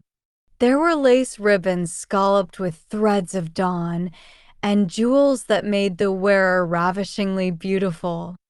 Out of curiosity, I held an agate brooch to my chest and watched, aghast, as my eyes turned bluer than a kite bird. My cheeks bloomed with a pleasing flush and my lips became full. I threw the brooch back into its chest. My situation was on the narrow edge of hysterical and hopeless. "If the dressing rites do not interest you, I shall help you choose." Nama motioned for one of the chests to approach. "What about this one?" She held up a silk gown in a muted shade of pink that reminded me of the begonia trees at home. Seafoam lace embellished the long fluted sleeves, which were as gossamer thin as spider webs, and countless tiny pearls beaded the skirt. It was the humblest choice by far, but still far richer than anything I'd ever owned. I gave a reluctant nod, and Lady Nama reached for my satchel, which had no place among such fine things. I refused to hand it over. "The Wraith's pearl is inside. I'm to present it to the king." Nama gave me a wary stare, which I returned. It wasn't a lie. I was to present it to the king. I just had no intention of doing so. "Very well," she said finally. "You may keep it." She didn't speak to me again until I was dressed, painted and powdered, and properly adorned. A refreshingly speedy process, after which she made a low whistle. It wasn't a comment of approval on my appearance, as I thought at first, but a summons. Hundreds of tiny fish swam through the walls. Each carried a glass shard in its mouth, which they pieced together within a wooden frame. When they were finished, the shards fluxed and fused, creating a mirror. It was taller than me by a head, its glass thick and clean, the frame veined with gold. A strangely familiar magic hummed from within its glass, but the mirror itself didn't look particularly special, and neither did my reflection. Nama had woven an emperor's ransom of pearls and opals into my hair, and adorned my ears, neck, and wrists with more wealth than all the pirates of Lorien might amass in their lifetimes. Still, all the glittering treasures in the sea could not mask the hard defiance in my eyes or change me from Shirori into a nameless dragon concubine. I took heart in that, at least for now. "This is the mirror of truth," I said. It wasn't a question, but Nama gifted me with a nod. "It is Lady Salzea's most prized treasure, won in a wager with one of the first enchanters. Since then, it has been a part of the ceremony's tradition." Dragons do love to gamble, I thought. There were only a handful of shards on Lady Salzea's necklace, I remarked.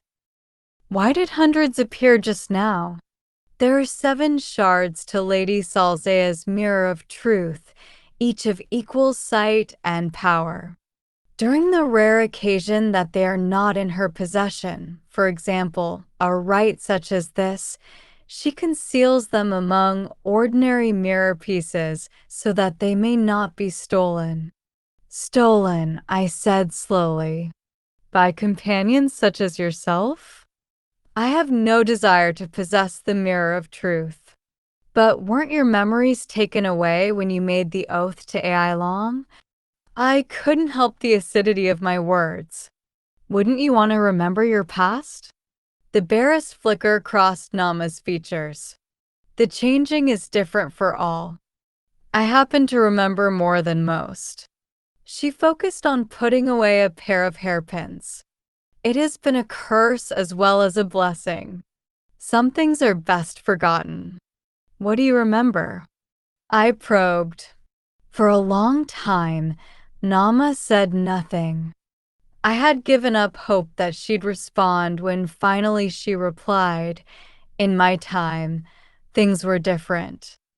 Dragons weren't legends, and if a nation did not make proper sacrifices to the seas, the dragons would steal its sons and daughters from the shores. Among those given to AI Long, a few were chosen to become companions through rites of selection." I remembered. Salzea said that was how you ended up here. Yes. My year, there were 12. Her flat response made me frown. What happened to the other 11? I visit them from time to time, whenever I visit this palace. Nama's expression was inscrutable. They stand in King Nizayan's weeping garden. My throat shriveled as I grasped her meaning. The 11 had been turned to stone. Why? I whispered. Because of the oath of AI Long. All under the Dragon King's domain are bound to it.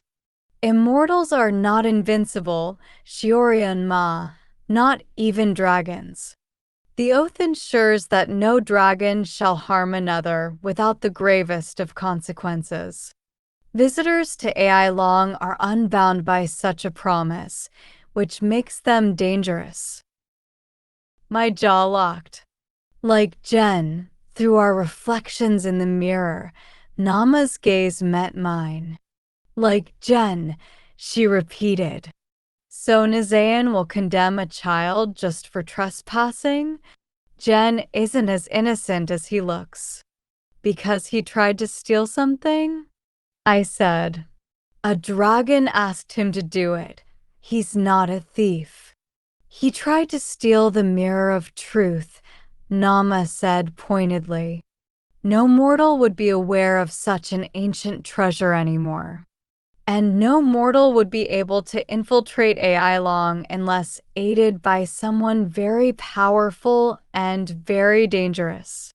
Lady Salzea has interrogated the boy for months about which dragon that might be, but he hasn't said anything.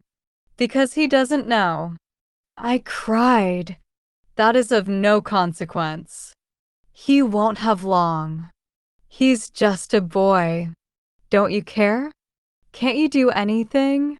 It is not my place, said Nama. Then you really aren't human anymore. I meant for my words to sting, but Nama was unmoved.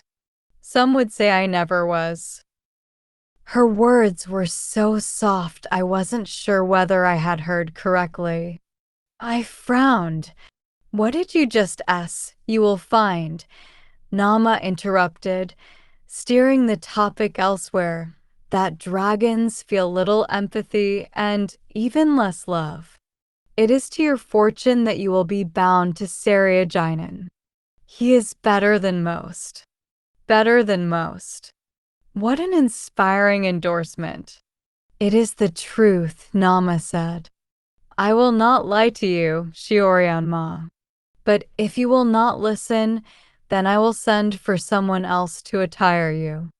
This task is one I rarely undertake, but I thought to make an exception for you. For who you are. The blood sake of Kyoto? No, the daughter of the nameless queen. My eyes flew up, the thoughts spinning in my head coming to an abrupt halt. You knew my stepmother? She was married through a ritual not so different from ours. A small, hard smile played on Nama's lips. A contest, if you will. Every king and prince sought her hand, and every enchanter and demon sought the pearl in her heart. Dragons, too, I said darkly. As I said it, Nama pinned a last strand of opals into my hair. Many from AI Long styled themselves as human suitors to enter the contest. Even our king himself considered it. Back then, we did not know she possessed the Wraith's Pearl. What happened? I asked. Raikama's life before coming to Kyoto was a mystery to me, and I was desperate to hear more. I am not a well of the past, put here to slake your thirst, she said, not unkindly. I tell you of your stepmother's history because she was different from the others as you are. And as I was. A pause. I give you the warning I wish I'd had. Warning? I echoed. Lady Nama drew back her hair, revealing the gills along her neck and cheekbones. She rolled up her sleeves, showing me the fins glistening on the underside of her arms, and as she splayed her fingers, I could see their iridescent webbing. Lastly, she lifted her skirt. In place of human legs was a fishtail, violet like summer bellflowers. I couldn't hide my awe and horror. You're a sea maid, she said, as if it were the most natural thing. Our realm is not far from AI Long. You likely saw a few on your way into the palace. I was still staring. With her fins and tail, she could never go back to land, even if she wanted to. Is that what will happen to me? Every companion's experience is different, she replied dispassionately. Many become sea maids, while others retain a more human physique. It's hard to predict. But the changes will be permanent, a small price to pay for eternal life. I wasn't convinced she believed her own words. Letting her hair fall back in place, Nama rolled down her sleeves and summoned forth the mirror. I'd forgotten about it. Now for the last part of the preparations, the final farewells. The mirror started to sing again, vibrating like a moon lute being strummed. I ventured a step closer and the glass rippled. This mirror, I began, staring. The glass was looking more and more like a pool of water. It feels, Kyotan. I'm not surprised it speaks to you, allowed Nama. The mirror of truth was forged from the 7 tears of Emirian. I drew back, letting Nama's words sink in. Emirian was Kyoto's goddess of love and fate, who oversaw the destinies of mortals using strands of her hair. Each strand she cut and dyed red, the color of strength and blood, and upon her instruction, her 1,000 cranes flew to earth to tie mortals' fates together. But her fondness for humans was so great that she overspent her power and lost her godhood. Cast away from heaven, she wept, and her tears scattered across Kyoto, leaving 7 magical ponds that offered a glimpse at the threads of destiny. The 7 tears of Emirian.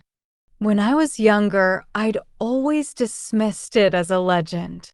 But thanks to Raikama, I learned that the tears of Emirian were real. Consulting its waters was how she'd known early on that I was Kyoto's blood sake and that I was in danger. I spoke through the lump forming in my throat. Will I? Will I be able to speak with my family? Nama gave me a pitying look. No, Even with the aid of magic as ancient as the mirrors, the dragon and human realms cannot overlap. But you said it was a farewell. The final farewell is a time to reflect on the life you leave behind. She spoke over me and gestured at the mirror. Inquire of the past or present, and it will show you what you are meant to see. No more, no less. Inquire of the past or present. The lump in my throat dissolved. If the mirror held such power, I could ask it about the Wraith's Pearl. Perhaps I could even find a way out of the Dragon King's tortuous palace. I smothered my excitement, drawing a sour line with my lips so Nama couldn't possibly know what I was thinking. Yet her face suddenly darkened, and she saw fit to warn me, very quietly, "Be careful what you seek."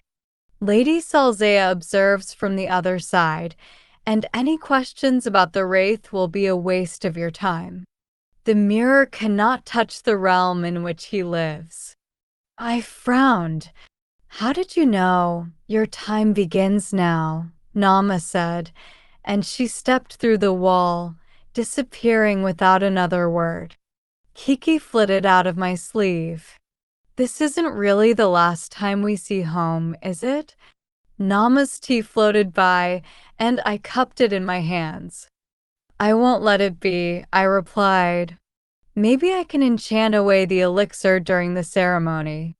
It's worth a try." With all my might, I focused on the tea, commanding its contents to steam out of the cup in little misty tendrils. But the tea only spurted, narrowly avoiding my face and splattering against the mirror. Strands of Amirian. I cursed, hurrying to wipe it.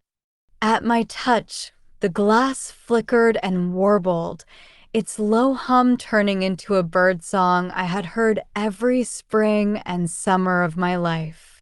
Kitebirds. They crooned, too clearly for me to have imagined it. I blinked, inching closer to the mirror. The glass had stopped flickering.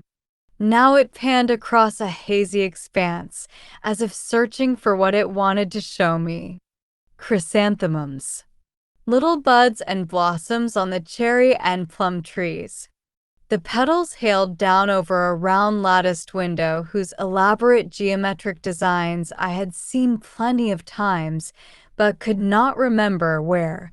The mirror pushed through the window. And there were my 6 brothers. They were so close, so vivid. I could see the threads on their silk hats, the tea stains on Wande's collar, and the wax shining in Jotun's hair, cut to the latest fashion as suited him. I wanted to reach out and touch them, to call their names. But my brothers were gathered around a bed, and once I saw whom they were watching, all I could do was hold my breath. Father. Spring had come, and as Rikama had promised, the spell of slumber she had cast over Jindara had lifted. The city was awakening, and my father with it. "Look," Jotun whispered, pointing. "He's waking." Dawn slipped through the latticed window, imbuing the emperor with splendid patterns of light. He blinked, his eyes slowly fluttering open. Joy and homesickness tugged at my heart, pulling my emotions in opposite directions. How I wished I could be there to see Father, to be there with my brothers when he awoke. I bit my cheek, trying to hold myself strong. Trying not to fixate on the months I'd lost while in Ailong. At least my family was well. My father, my brothers. What of Takan? I whispered to the mirror. At the question, the glass flickered again. The vision of the emperor and princes vanished, and the mirror turned its focus from the palace on the sacred lake to deep in the woods. Fire ravaged the forests, racing through the trees and leaving the nearby villages smoldering. Then came the holy mountains. I recognized them straight away, but there was something different about the mountain in the center. Its face bore a jagged scar that hadn't been there before. As the mirror brought me closer, a wisp of smoke stole out of the scarlet rock, and my heart went still. In one breath, the wisp unfurled into a creature I had prayed I'd never see again. The wolf. He sprang forth, his misty gray coat more shadow than fur, his blood-red eyes as fiery as the scarred rock that had borne him. The holy mountains trembled. Bander rasped the demons within in a fearsome chorus. King of demons. The name latched onto my thoughts like a ghost. I'd never heard it before, yet it chilled me. Bander. No, I whispered. That was impossible. Bander couldn't be free. My stepmother and I had sealed the mountains. The mirror would show me no more. It cracked and cleaved into shards again, but the tiny fish did not return to take them away. Instead, the shards drifted aimlessly around the chamber. I was so shaken by what I'd seen, I barely noticed that Nama had returned. Kiki, I can't go through with this. I have to go home. I stopped, my thoughts cut off by an invisible string. If you wish to ever see your home again, Nama's voice pushed into my mind, then you must go to the ceremony. I gasped, shocked by her words as well as by what she'd done. I was born able to sense thoughts. Nama let go of my arm. Under the veil of her long black bangs, her eyes turned white, dark pupils disappearing. It helped me win the selection rights and gain the trust of even Lady Salzea. She sees much through the mirror of hers, but it cannot read the mind or heart. She will assume I am telling you of my experiences as a companion. I met her gaze. So this is what you meant when you said you weren't really human. Nama's eyes were cold. I was unwanted, like your stepmother. When my parents learned of my magic, they threw me into the sea, to the dragons. On land, magic is feared. Here, it is revered. I swallowed hard, wondering what my father would think once he learned of my own talents. How will going to the ceremony help me find my way home? I've heard you are a resourceful girl, Nama replied. You'll find a way. She tossed me a peach. Eat. Your power is weakened here, but even a bite will replenish some strength. I rolled the peach in my hand, still skeptical that it might be poisoned. In Khitan legend, peaches were the fruit of the gods, and one particular tree in their gardens bestowed immortality. I can try first, if you want, Kiki offered. I don't mind living forever. Very funny. What makes you think they'd poison it with immortality? Kiki shrugged. I'm an optimist. No, you're not. When I finally ate, Nama eyed my paper bird warily. You'd do well to keep that bird hidden too, unless she wants to become a pebble. Kiki slid behind my collar, and I set down the peach. Why are you helping me? Because King Nazayan should not have the Wraith's Pearl. She paused. Because there is another in Ai Long who can help you. I have seen the Wraith in his mind. It was hard for me to hold in my curiosity. Who? I cannot say. She spun me to face the mirror. But he will desire the pearl even more than Nazayan. Present it at the ceremony, and he will come. Easy for her to say. If I drank the elixir, I wouldn't even remember my name, let alone be able to interrogate the dragon she spoke of. But she was right. I was resourceful. Now, she said, speaking aloud once more so Salzea could hear, "Are you ready?" What choice did I have? I gave a small, uncertain nod. There was no turning back. Chapter 7. Salzea had lied about the ceremony being an intimate affair. Over 100 dragons had come. They sat on giant plates of coral clouds, Nama called them, since they floated in the water. Most dragons wore some kind of an unconvincingly human form.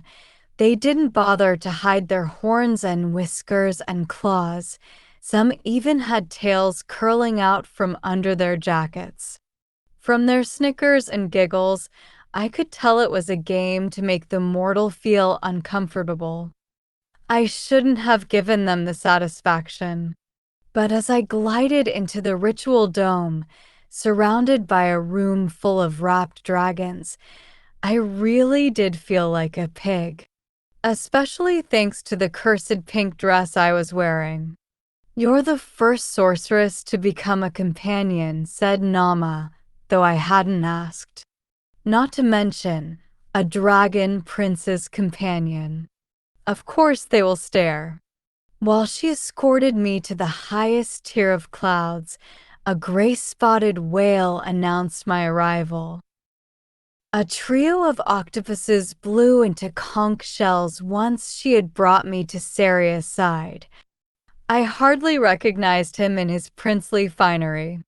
In place of his usual emerald robes, he wore a silver jacket studded with blue pearls, and his green hair, which I'd never seen untamed, had been braided and tucked under a tasseled cap. He was taller than I remembered, his shoulders broader too. He'd grown since the first time I'd met him. He looked more regal, more handsome, but also more like a stranger.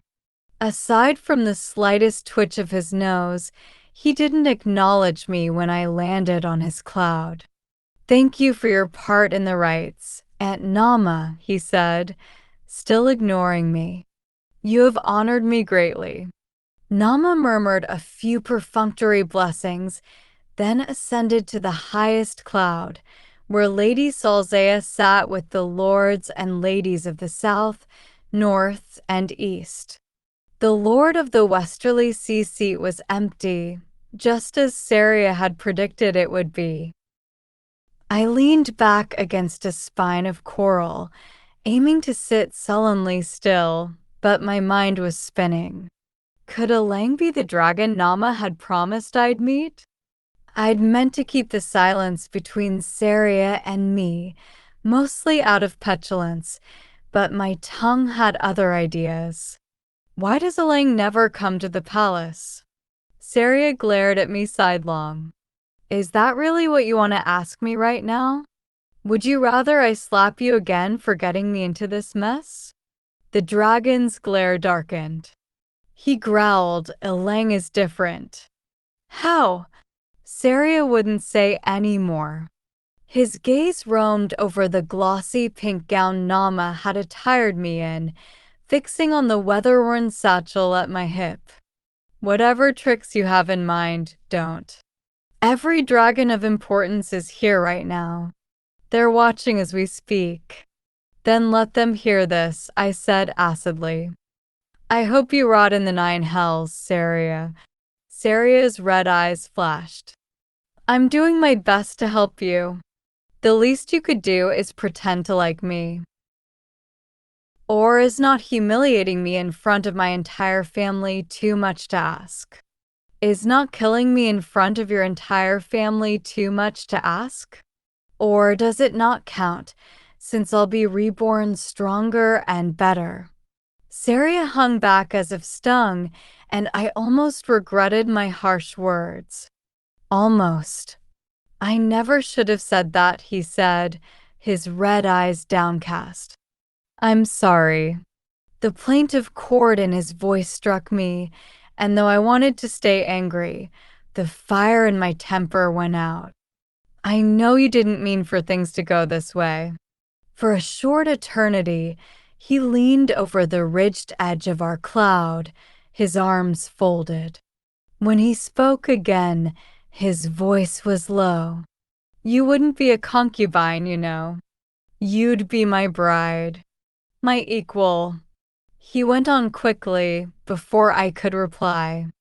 "I know that doesn't make it much better, but I thought you should know." I leaned forward too and glanced down at the 100 dragons. They were watching. Seems annoying gossipy relatives aren't unique to the mortal realm. "Indeed not," said Saria, still pensive. "A dragon's binding ceremony is one of our oldest rites. It's supposed to be founded on love and trust, but more often than not, it serves as a mere transaction." I had some experience with that. "I didn't want mine to be that way," he confessed. "I was hoping, if it turned out to be you, that you would want to be here, because you cared for me." "I do care for you." It was the truth, and I thought of our summer together, idling by the sacred lake and exchanging quips about magic and sorcery. I cared for him then, and I still cared for him now. "Would it be so bad staying with me?" he said quietly. "I'd make sure you were safe. I could do that for you. I've always done that for you. I deserve a fair chance, don't I?" He did, and I'd be lying if I said I had given him one. At my silence, Saria reached for my hand. I let him rest his palm on mine. His skin was cold, but not in an unpleasant way, and I felt the tiniest spark as his green nails curled gently around my fingers. I gazed at our hands. What if I did stay in AI long? Would it be so tragic marrying Saria? He was handsome and fun and fond of me, maybe even in love with me. I'd be a princess of dragons with sparkling gills on my neck and arms. I'd chase turtles and whales with Sario, get on Salzea's nerves as often as I could, try on magical dresses with Lady Nama, and uncover all of AI Long's secrets.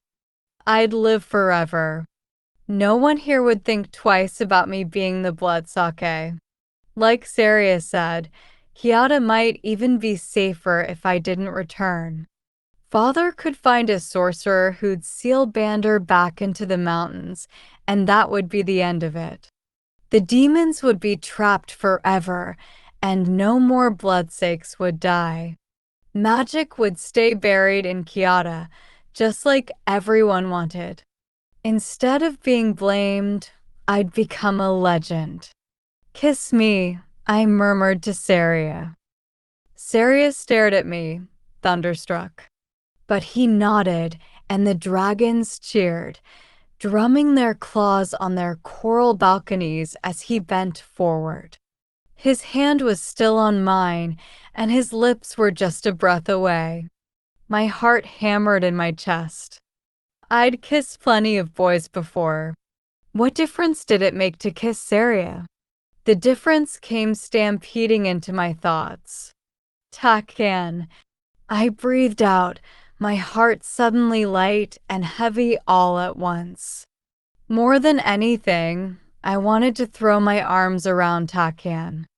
I wanted to see his shoulders square with embarrassment when I quoted passages from letters he wrote me as a boy, to rest my chin on his shoulder and fall asleep to the lilt of his songs. To catch him staring when I wasn't looking and tease him until the corners of his warm eyes crinkled. To finally tell him I loved him. But if I ever returned to Kiata, I'd be branded a sorceress and blamed for Bander escaping the mountains. Was a few future with Takken even possible? All I knew was that I'd risk everything to find out. I turned my cheek. Wait, I started to say, but I didn't need to. Saria had seen the emotions warring on my face. He was already retreating. Before I could explain, he sank back in his seat and crossed one leg over the other. You know, I prefer not to kiss princesses in pink, he demurred, waving off the disappointed crowds below with a semi-believable smirk. Something about the color just isn't alluring. He was trying to save his pride, and I knew I should let it go. But I couldn't. It's not you. I faltered, my words all twisted and knotted. You know it isn't. Part of me hoped you wouldn't say that. He touched my cheek, then let his hand fall back to his lap. It was worth a try. Hold on to that lordling of yours when they make you drink. They say your last thought is the only memory you keep. The elixir. I had almost forgotten about it. Saria, how do I? Instead of answering, Saria plucked Kiki off the railing and set her on my collar. His response was so low I almost didn't hear him. Stay hidden. I didn't know whether that was meant for me or for Kiki, and I never got a chance to ask. A distant chime pealed, the sound reverberating around the dome. The ceremony was beginning. Out of a cloud of shimmering sand, the Dragon King burst into the hall. He still wore the star-stroke net, styled into a sash around his waist. It radiated with demon fire, the strands of fate, and the blood of stars, the three magics I had labored for months to interweave. Under Nizayan's feet emerged a dais, constructed of whale and shark skulls. Kiki shuddered at the sight. Why would anyone want to work for him? She whispered to me, glancing at the swarms of sharks and squid patrolling the chamber. Because they didn't have a choice, I thought as the Dragon King took his throne. Lady Nama had warned me that the rites would be quick, but I was still expecting some sort of pompous introduction. None came, and my cloud rattled, rising until it was level with the Dragon King's throne. Beside the king, Lady Salzea and Lady Nama waited, poised like mistress and handmaiden. Saria's mother held a bowl carved of abalone shell in her long palm, and Nama held a thin silken cord. The latter was a nod to Kiat and wedding traditions, where the bride and groom were knotted together. Takan and I would have been married like this, I thought with a pang. If only I hadn't run away from our betrothal ceremony, how different life might have been. Come forward, Shiorianma, Lady Salzea said, shattering my reverie. Her iron grip claimed my arms, and I floated with her to the Dragon King's dais. Saria started to follow, but Salzea motioned for him to remain. I could read the anxiety in his expression. Don't do anything too reckless, it said. I wished I could summon a smile. I'll try. His Eternal Majesty has deemed Princess Shirori worthy of taking the oath of Ai Long, said Salzea.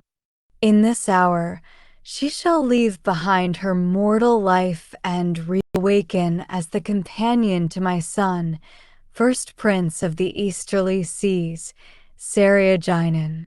Hold out your hands, Lady Nama said, so Lady Salzea might bestow upon you the elixir of immortality. I glanced at her, apprehension roiling in my gut. How far into the ceremony would I have to play along? She provided no answers. She'd closed her mind to me. Woodenly, I held my hands out. Salzea placed the abalone bowl between my outstretched palms, murmuring words in a tongue I could not understand. Inside was the elixir, a tiny cerulean bead, small enough to balance on my thumb. I almost sighed with relief. I'd expected a soup or even a tea, but the elixir was no more substantial than a pill one took for a stomach ailment. It looked like jelly, wobbling as my hands shook. While Salzea spoke, I lifted the bowl, pretending to press it to my lips.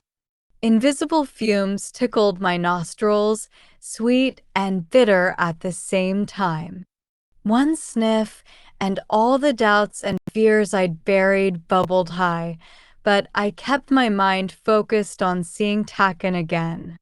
On going home. How are we going to do this? Kiki said, leaping into the bowl and using her wing to block me from accidentally drinking. Roll it down my collar quick, I said. Can you manage? Using her wing, Kiki tried to scoop the elixir toward my neck, but the potion was too slippery. It isn't as easy as it looks. Is something the matter, Shiorianma? Lady Salzea asked, floating into my periphery. Do you need help drinking? I was never given the chance to respond. Salzea's hand shot out and tipped the bowl against my mouth. Panic surged in my blood as Kiki fell back in the bowl. All too quickly, the bead of liquid slid down to my lips, and Kiki bolted out of my collar into the bowl. With one gulp, she devoured the elixir. Kiki, no. It was too late. The potion had lodged itself into her paper throat, making her long neck gleam blue. The silvery gold flourishes on her wings faded, like blotted ink, as she teetered on the edge of the bowl and fell back into my sleeve. Against the crook of my elbow, I felt her go still. Heat swelled in my throat. Kiki. No answer. My heart thundered in my ears. I wanted nothing more than to scoop her up and hold her close, but King Nizayan and Lady Salzea were watching me intently. Lady Nama took the bowl. Shiorianma has drunk, she announced before anyone else could speak. Through our minds, she warned, blank your face. Try to look tired. I relaxed my muscles. It was easy to make myself go cold, to make my body deflate. I could barely move, let alone think straight. All I could think about was Kiki, crumpled against my elbow. Bow and present the pearl, instructed Nama. I am ready to proceed with the ceremony, I said, bowing deeply. My voice sounded flat, any sign of rebellion vanquished. But inside my chest, anger stirred. Allow me to present the Wraith's pearl. I opened my satchel. Elang was nowhere in sight, and I couldn't count on his arrival to save me from the rest of the rites. Kiki had sacrificed too much for me to fail.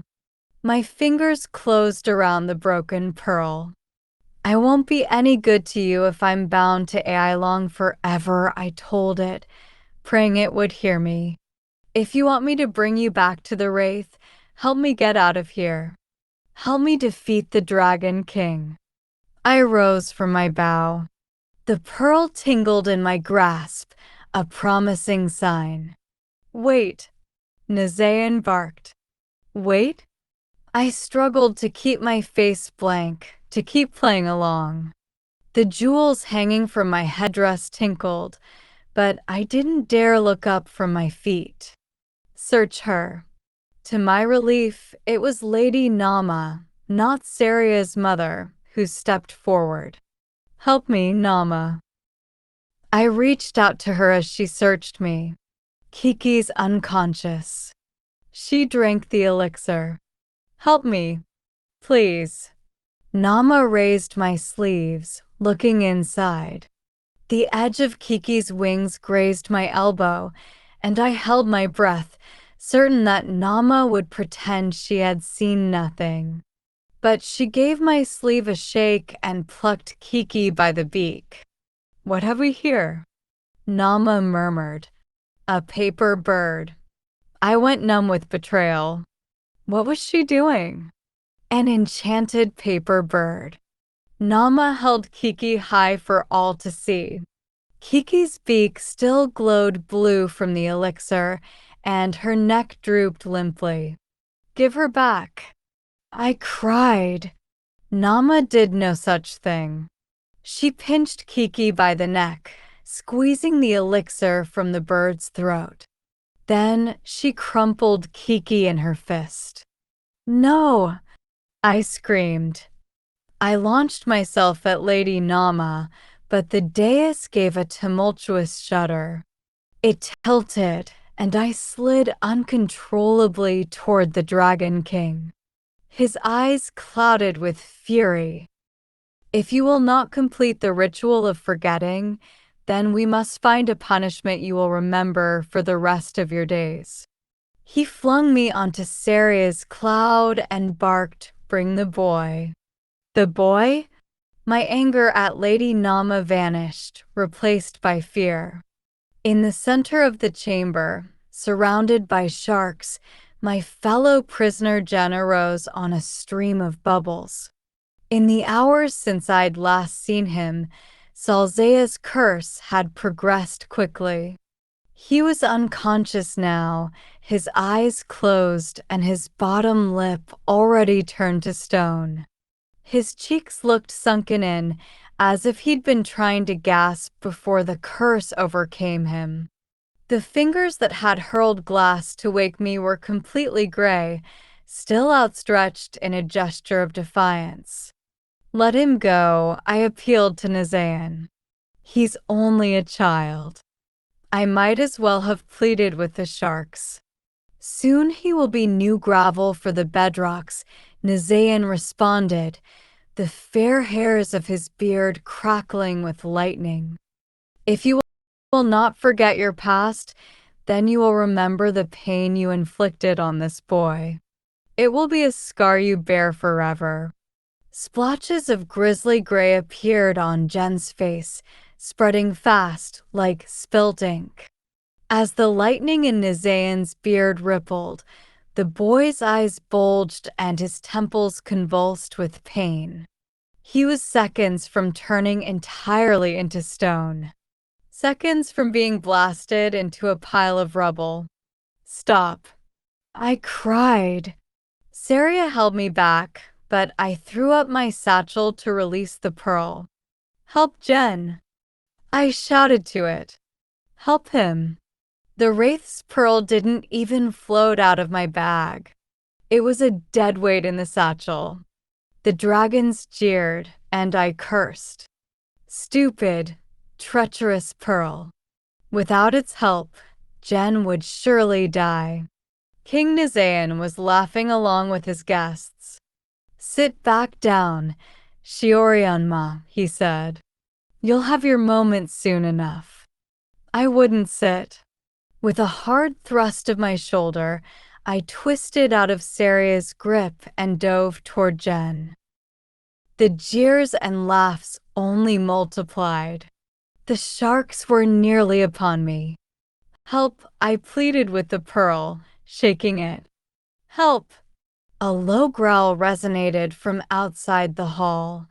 At first I thought it was the pearl, at last responding to my pleas, but as the sound drew nearer and louder and nearer and louder, in one calamitous boom, the ceiling crashed open. Boulder-sized shards rained upon the dome, and a battalion of sea turtles barreled inside, led by a dragon in white. I didn't need to see him to know who he was. From everyone else's astonished reactions, the answer was clear enough. Alang, the High Lord of the Westerly Seas, had arrived. Chapter 8. Amid the din of dragon outrage over Lord Elang's appearance, Jen and I were speedily forgotten. I didn't think twice and dove after the boy, but Jen was heavy, and when his body hit the ocean floor, it sank into the sand and muck. I pried and lifted and dragged, but I could hardly move him. "Didn't I tell you not to do anything reckless?" Saria said from behind me. I swiveled, never more glad to see the dragon. "Can you help him?" Saria's nostrils were flared. I half expected him to swim away, but instead he swept off the crabs and mollusks that were starting to crawl up Jen's legs. He grabbed the boy and me by my sash, lifting us both easily and placing us on a ledge set in the wall of the dome. I pressed my palm against Jen's forehead. His skin was cold, but a lone vein throbbed with the faintest pulse.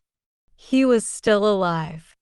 "He can't stay here," I said to Saria. "Can you get him out of here?" I glanced at the shimmering panels of black crystal against the wall. "Use a whirlpool." "You think it's that easy?" Saria balked. "Whirlpools connect within the palace. They don't take you out of the palace." "The only way is," he let out an aggravated groan. Then with his tail he smashed the closest sheet of black crystal he could reach. His pearl throbbed in his chest as he dug his claw into the crystal. A whirlpool materialized, barely large enough to fit Jen within.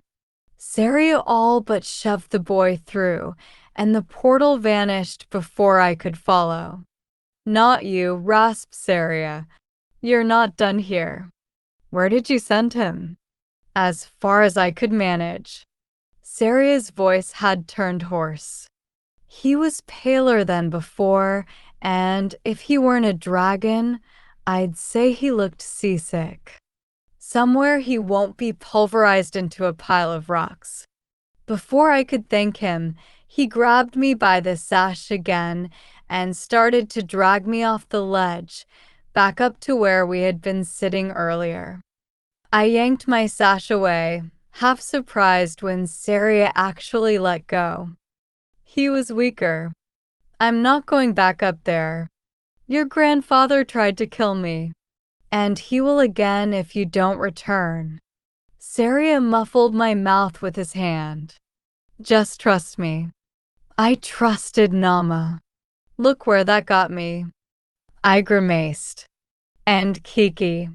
His red eyes didn't waver, but they slanted to the chip of pearl around my neck. The fragment of his dragon heart. He sounded tired. "Trust me." I bit my cheek. Demons take me. I hoped I wasn't making a mistake. "All right," I said, though I wished he had thrown me into the whirlpool too. Thanks to Elang's arrival, hardly anyone noticed me come back to my cloud with Saria. The ceiling had fully collapsed, leaving a gaping hole in the dome, but no one seemed to care about that either. Every dragon's attention was instead riveted on the center of the devastation, where Elang, standing astride two turtles, awaited King Nizayan's welcome. "This place is more like a theater than a ritual hall," I mumbled, but in spite of my grumbling, I too was curious about the Lord of the Westerly Seas. At first glance, Elang disappointed. He looked like every other dragon in the dome. A long white cloak sailed from his shoulders, its hood obscuring his face, but he wore a mostly human physique. He had the upper body of a man, with metallic scales spread across his arms, neck, and torso, and a long tail whipped out from under his cloak, its ends fanned like a hungry flame. I hardly looked twice. I'd become accustomed to seeing dragon tails. The most impressive thing about Elang was his sea turtles. I counted 9 of them, each as large as a boar, with glowering eyes and spiked shells. Not quite the peaceful sea creatures I imagined turtles to be. Salzea extended her claws in a dramatic welcome. Nephew, you must tire of your empty court if you decided to grace us with your presence. We worried you were dead. Alas, Aunt, he said gruffly, the assassins you sent weren't skilled enough. His voice startled me. It was thick and rough, but young. Even though I knew he was Salzea's nephew, I'd pictured the High Lord of the Westerly Seas to be older, or at least Saria's elder. But Elang was barely older than General, he was just a boy. With a terse bow, he paid his respects to his grandfather. Then he threw off his hood, revealing a head of ink-black hair, and I saw his face. The left side was as human as mine. But when he turned, my breath caught. It was as if the gods had drawn a line straight down his face, from the middle of his hairline through his nose to his chin. One side was human, the other, completely covered with tear-shaped scales, was dragon. He was scowling, which furrowed his thick brow and cast a shadow upon his face, so I didn't see it at first. Then his brow lifted, and I noticed his 2 infamous eyes, one dark like the gray sky before a monsoon, and one that was as bright and yellow as a pool of sunlight. I came to see the pearl, he said. Of course you did, replied the Dragon King, leaning back in his jade and marble throne. Your timing is commendable, Ilague. Shiorianma was just about to present it to court. As he spoke, a rush of water swept me from my seat and deposited me beside Elang. A beat later, the pearl settled in my shadow, dark and dull as ever. The water around me thickened, and I could practically feel the tension coiled in Elang's muscles. His gaze bored into the pearl, as if transfixed by the crack down its center. Was he thinking of how it mirrored his own face, split into 2 halves? I glared at the pearl too. Its silence was a reminder that I couldn't count on it for anything, not to help Jen, not to rescue Kiki, certainly not to help me. My chest squeezed with anger, the pang especially sharp when I touched my empty sleeve. I'd get Kiki back from Nama soon enough. Once I had dealt with the Dragon King. There it is, the Wraith's Pearl. Nazayan's voice was booming. Not much to look at in this state, but who can blame it? It is broken and corrupt, belonging to no one. But that shall change. My eyes shot up to Nazayan. That shall change? What game was he playing? I thought he meant to keep the pearl for himself. Shiorianma has sworn to return it to its rightful owner, he continued, the dragon able to make it whole once more. Let any who wish to claim the Wraith's Pearl make a case for it now and attempt this trial. The entire chamber went still. Out of the corner of my eye, I saw Salzea's claw twitch with temptation. She wasn't the only one. The lords and ladies of the 4 supreme seas were all on edge, enraptured by the pearl. Still, not a dragon dared step forward. Except one. I will try, said Elang in his gruff, overly grovelled tone. I thought you would, Nazayan replied. Shiorianma, give him the pearl. It doesn't belong to him, I protested. He isn't the Wraith.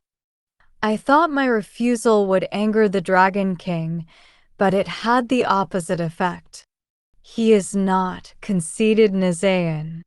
But you see, Shiorianma, He and the Wraith have something in common no other dragons share. They are missing their pearls, their hearts. Will you not give my grandson the chance to claim this one as his own? I didn't reply. There was an undercurrent of glee in Nizayan's words, as if he found pleasure in Elang's torment. A half-dragon, I whispered, finally understanding why everyone spoke of Elang with such repulsion and fascination.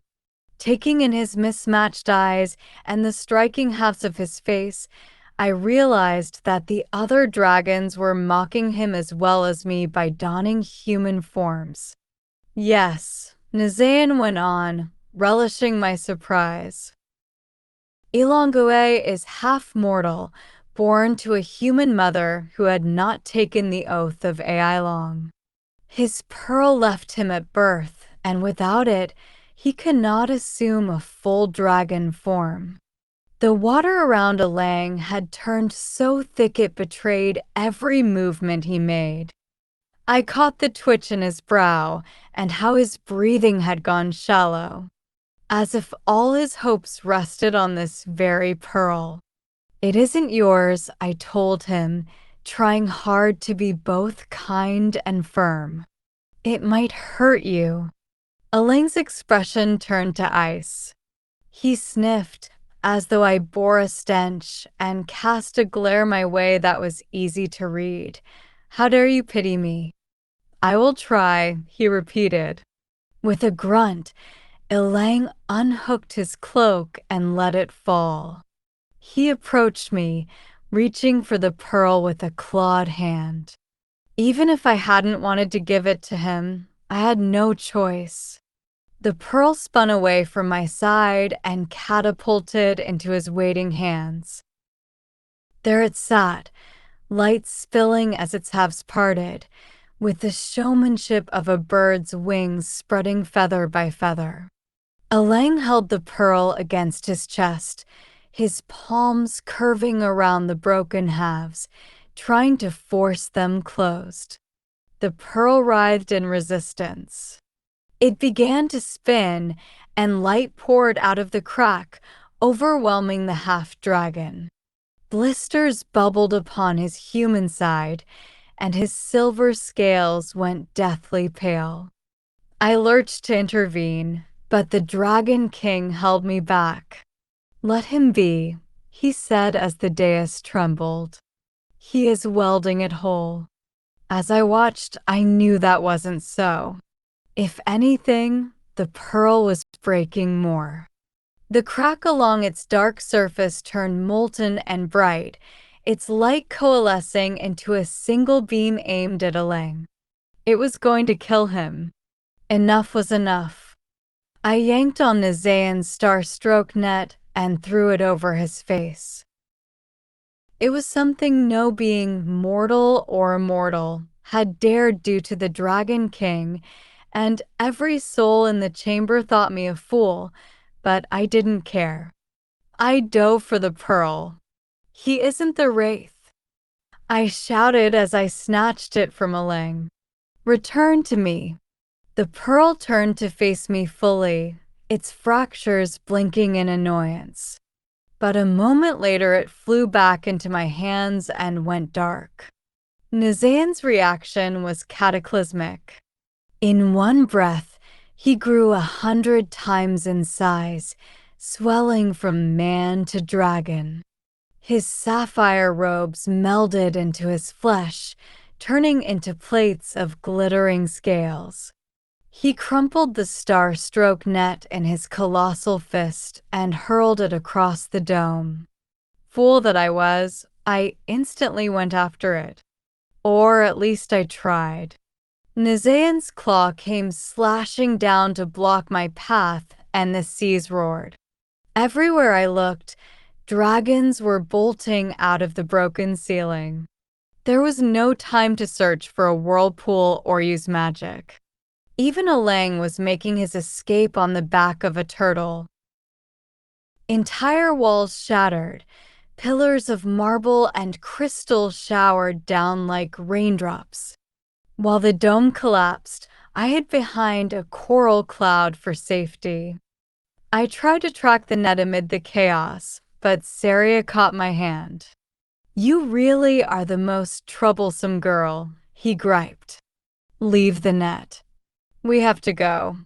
The crystal gate he'd used to send Jen away was still intact.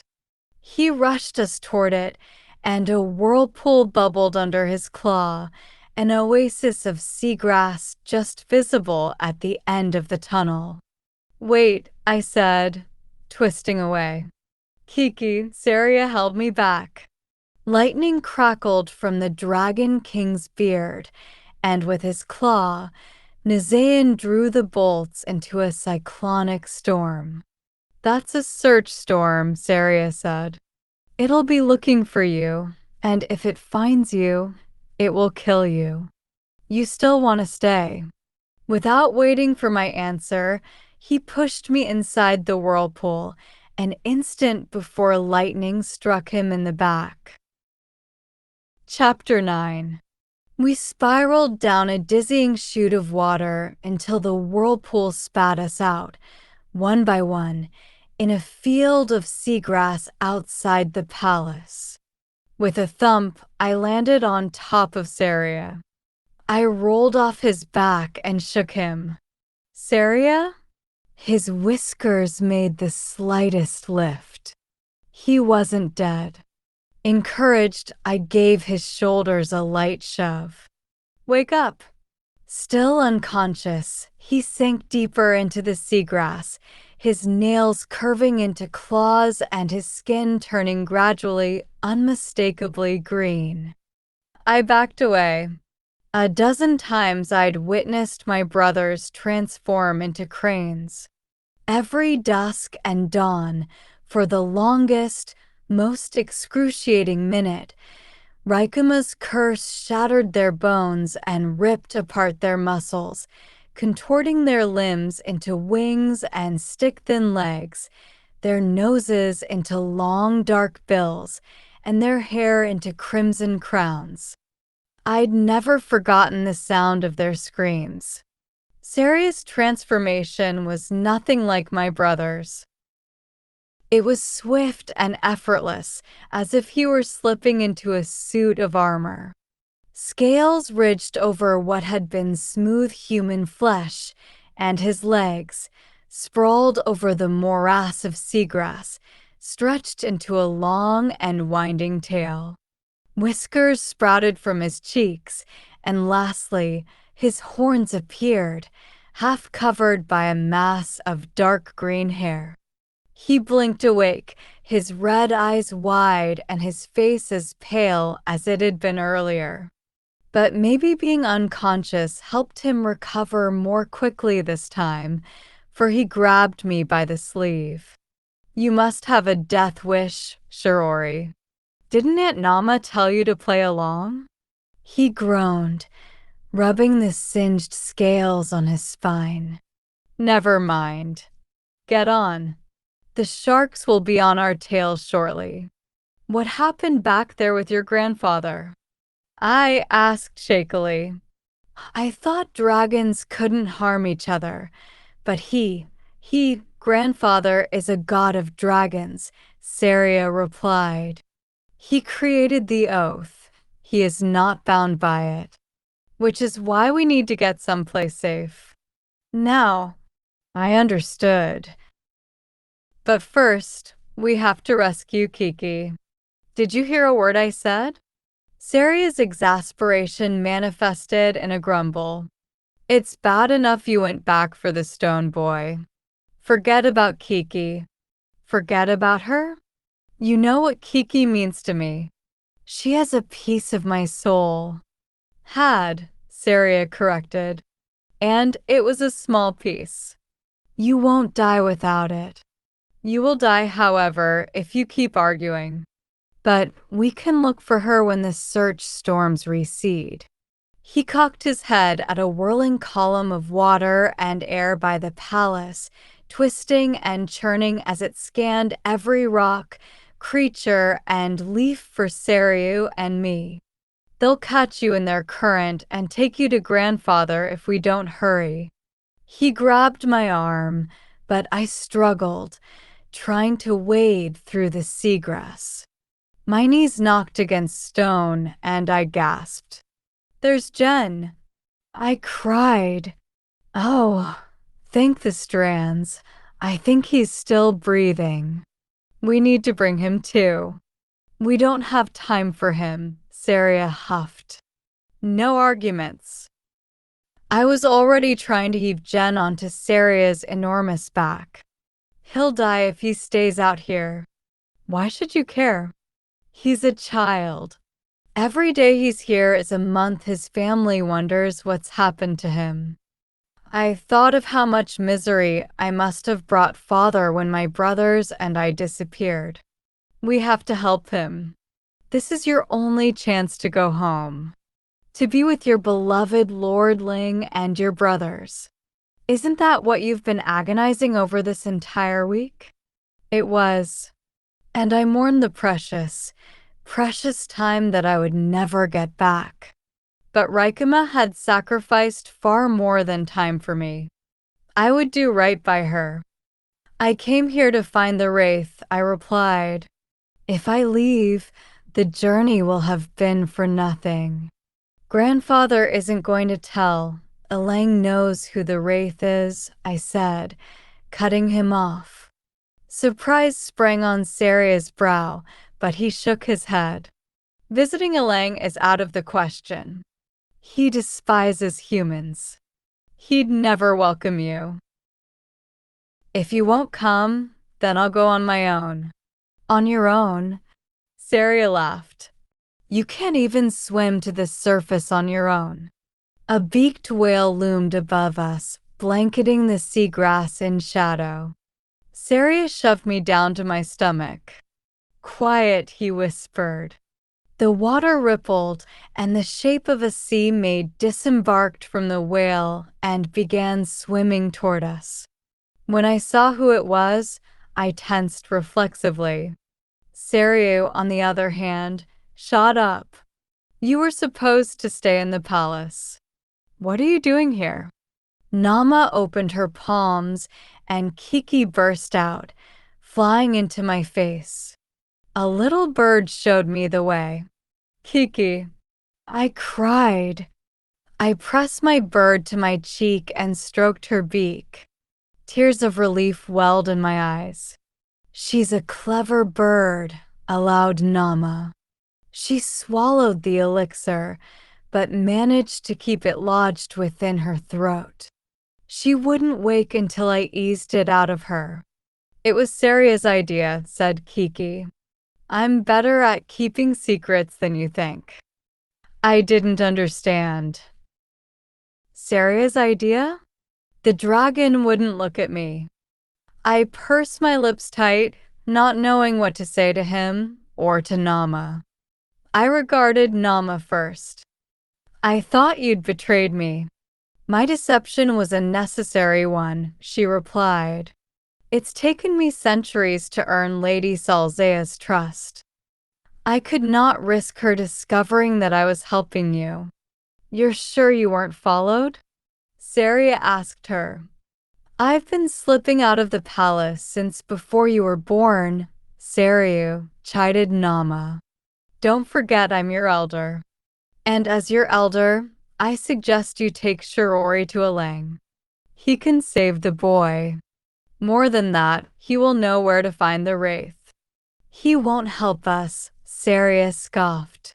Nama reached into her cloak for what looked like a pewter plate. "No, a dragon scale. Show him this." Saria's eyes flew up in disbelief. "You have his token?" She merely nodded. "He will not be able to refuse.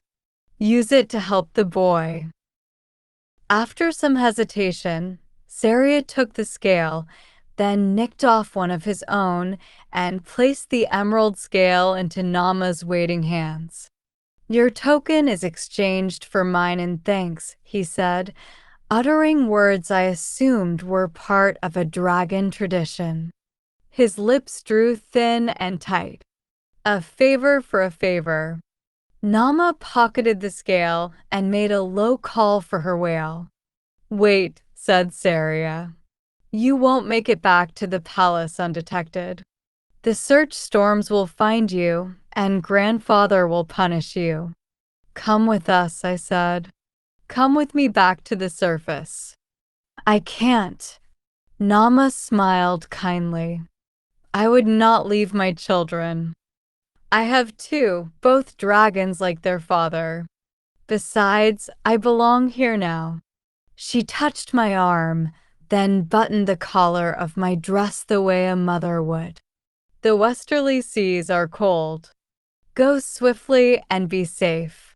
She turned then to Saria. As for Nazaean, he won't believe I helped you, if you make it convincing enough. Saria seemed to know exactly what that meant. Back away, Shirori. As I obeyed, he wrapped his tail around his aunt's neck and touched her forehead with a claw. Immediately Nama went limp, falling into the seagrass with a soft thud. Kiki gasped. Did you kill her? Of course not, said Saria, clearly offended. It's a simple sleeping spell. An old dragon trick works best when it's not anticipated. He flashed a wicked grin at me. You should test it on Kiki when she gets seasick. Don't you dare, Kiki warned. I need you awake, silly. I lifted Kiki by the wing, setting her on my shoulder as I hopped onto Saria's back. I pressed a kiss on my bird's beak, then tapped Saria's head to get his attention. I'm sorry I didn't trust you, I said. A mistake you won't make again, he replied. I know. He hooked an arm around Jen's statue. Hold on to my horns. The color of his scales began to change, blending in with the green and yellow seagrass below. If we're going to outswim grandfather's sharks, this isn't going to be an easy ride. I gripped Saria's horns and Kiki dove into my hair, holding on for dear life. With a low roar, the dragon ripped through the sea, making for Elang's castle in the west. Chapter 10. The westerly seas were colder. Grayer too, the farther we traveled from Nazaean's palace. Sprawling coral forests dwindled into skeletal sponge beds, and all I could see in any direction was a graveyard of rock and bone. It was hard to believe this was still the dragon realm. Everywhere I looked, a pall clung to the water, leeching it of all vibrancy and life. Finally, Saria dove into a chasm between two cliffs. The walls were studded with round stones so unremarkable I didn't give them a second glance. Until they started to move. Round marbled ice peeked out, and what I'd taken for stones turned out to be turtles, Saria said as the creatures skittered to life. Elang's guards. Guards.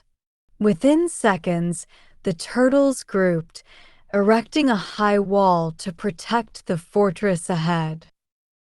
The battle turtles Elang had brought to the palace had swum with vicious speed, but to see them rapidly stacking upon one another and turning their shells out to face us took my breath away. Not even my father's best regiment could work that quickly and precisely. My awe was exceeded only by my distress. I always thought they were gentle and slow. Gentle and slow? Saria huffed a laugh. Slow on land, perhaps, but in the seas they're faster than sailfish, and their tempers run hotter than your festival firecrackers. Step on the wrong shell, and you'll be spinning so fast you won't need an elixir to forget who you are. He lifted his tail high and slammed it down on the rock. Once, twice. In response, a legion of spears flew out from between the turtle shells. Their sharp tips rushed towards Saria's heart and my throat, halting within a hair's breadth of skewering us. Irritation bubbled in Saria's voice. "Let me through, Elang." He held out the pewter scale Lady Nama had given him. "I'm here to call in a favor." The spears, tips still angled dangerously close to my throat, crept forward. "Cousin, I know you're listening." Saria folded his arms over the spears, as though they were a balcony railing. "Open the gates. It's against your honor to renege on a favor, and I call in Lady Nama's."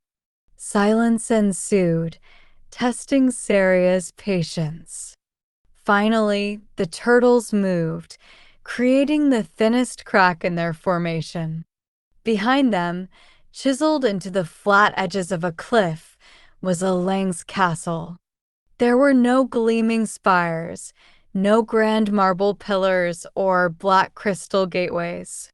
Its roofs were brilliantly camouflaged into the mountain, and its towers were hewn of unassuming gray stone, easily passed over. I liked it. Elang was perched on a ledge, his silhouette wreathed in darkness. He'd been watching us this whole time, and he shot down as we approached. His silver scales blazed, and his mismatched eyes narrowed with displeasure. The strain in his voice hinted that he had not fully recovered from his injuries. "Yansar Castle does not welcome krill." "Krill?" I repeated.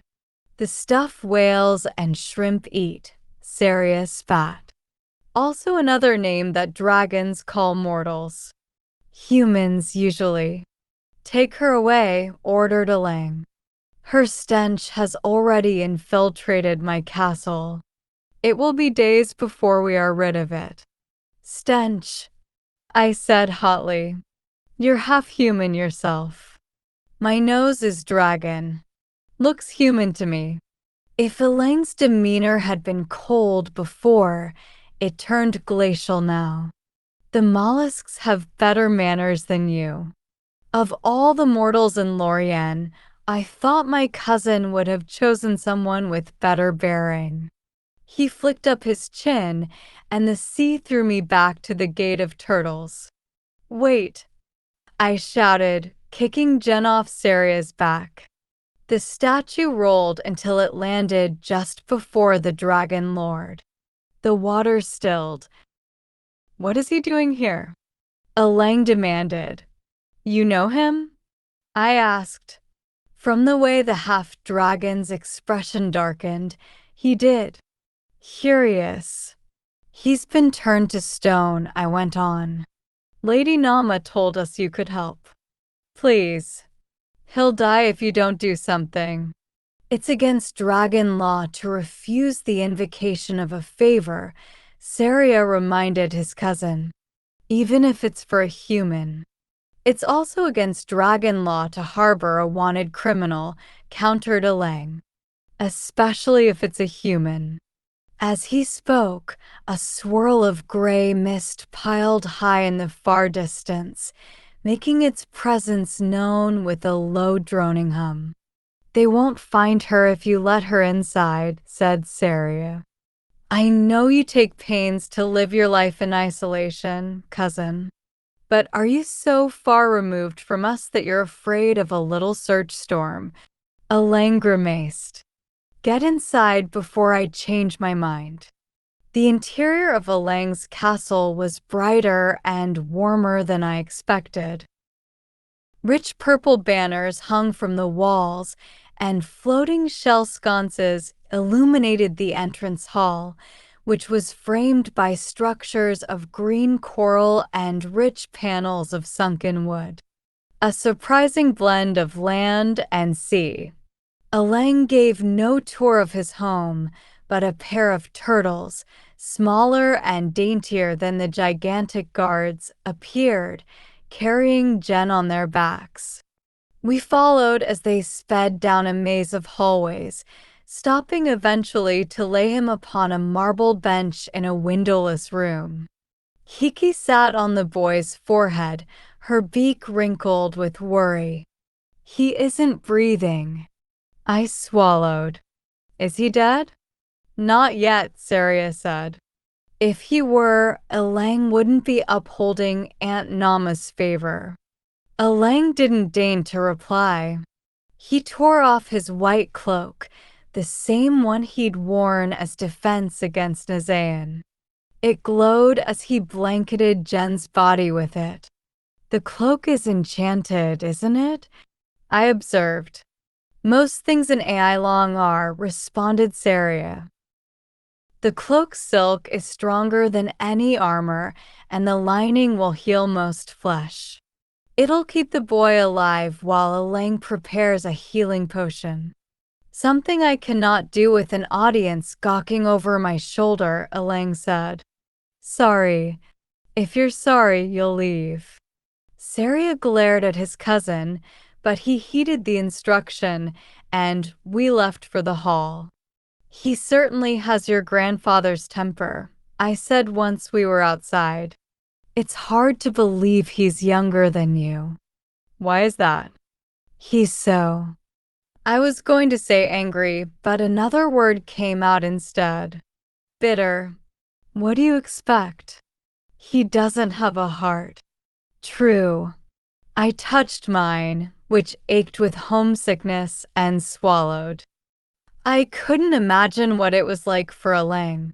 "Do you think he'll save Jen?" "He'll do his best.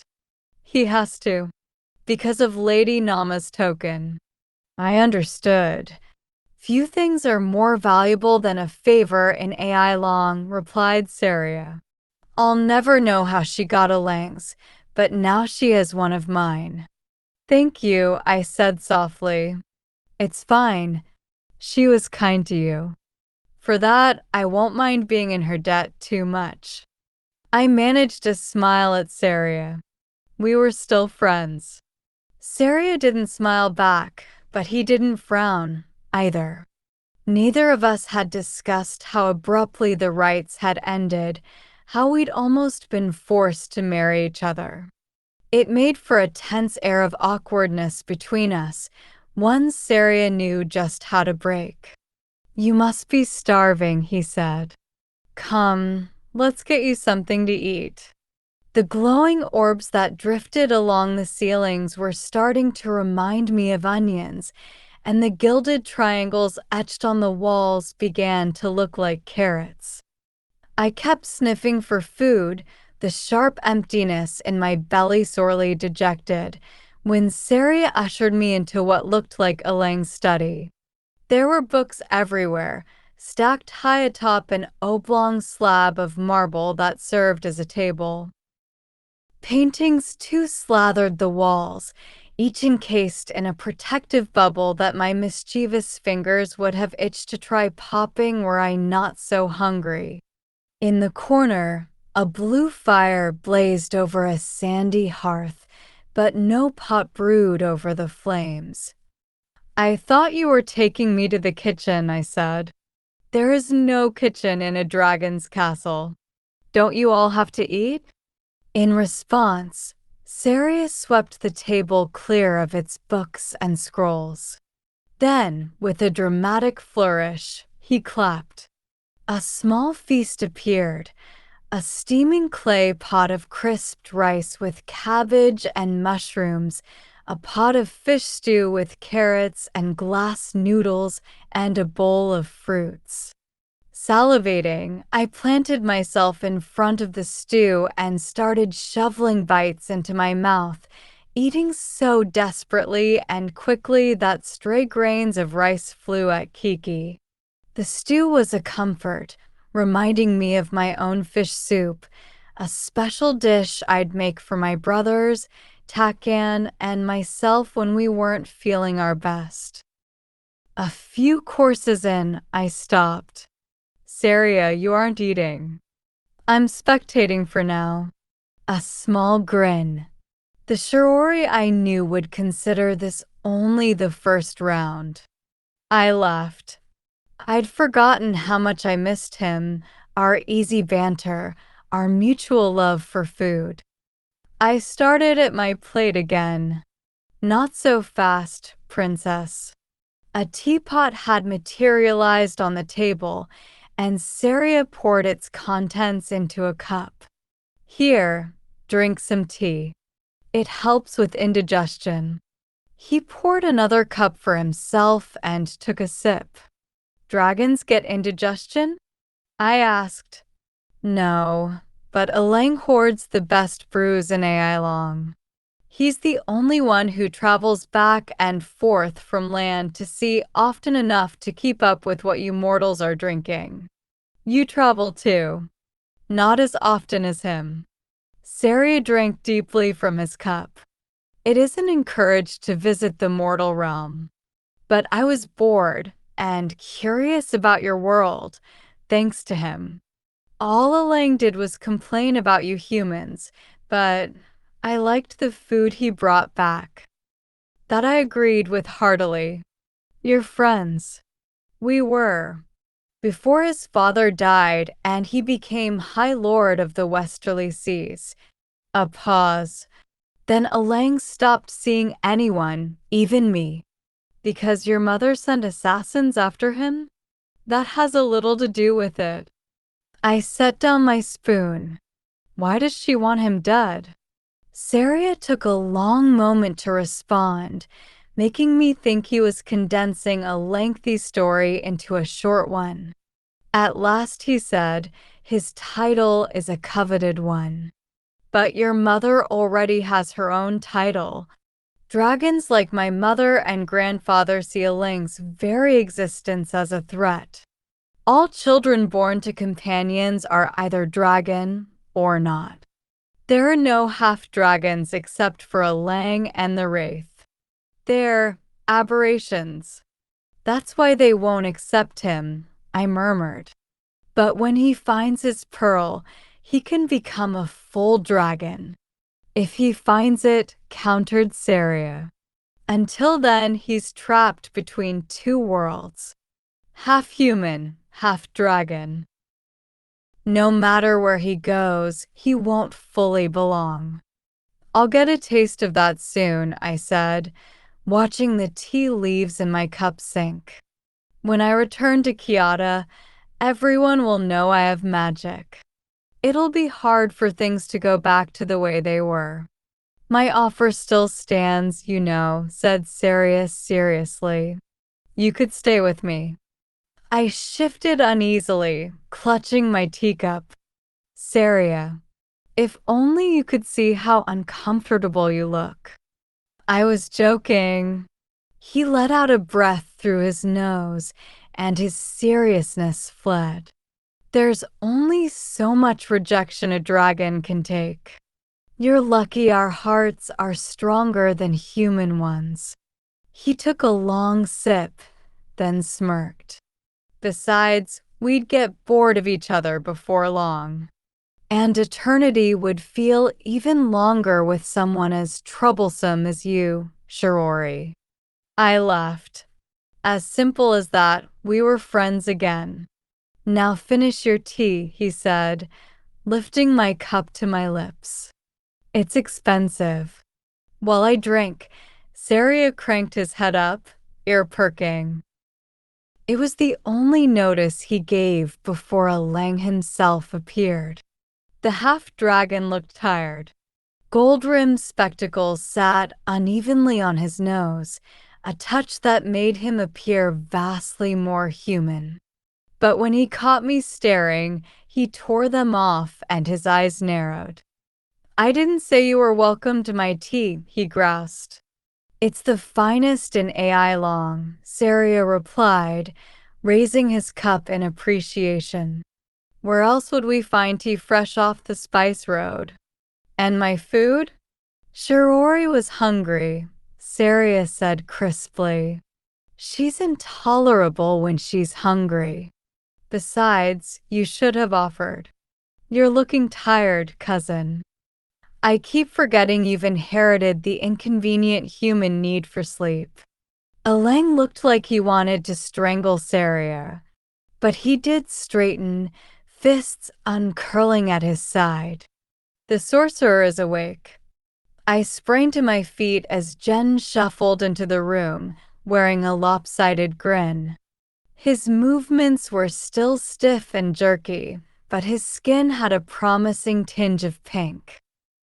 "Praise the sages, I'm alive," he announced. "The world nearly suffered the loss of its greatest future enchanter." "If only your mouth were still stone," muttered Alang, "the world would have been spared yet another enchanter who talks too much."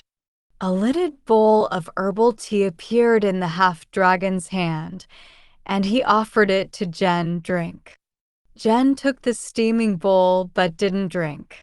His attention was on the wall of books opposite the table, and he brushed his knuckles over their spines. "Can I stay, Alang? Your library is most impressive. Some of these volumes I've never even seen before." "Let me read." Alang plucked a book from Jen, obsessively placing it back in its place. "It's Lord Alang to you, and no. You're leaving once you finish this tea. Then I'll drink very slowly."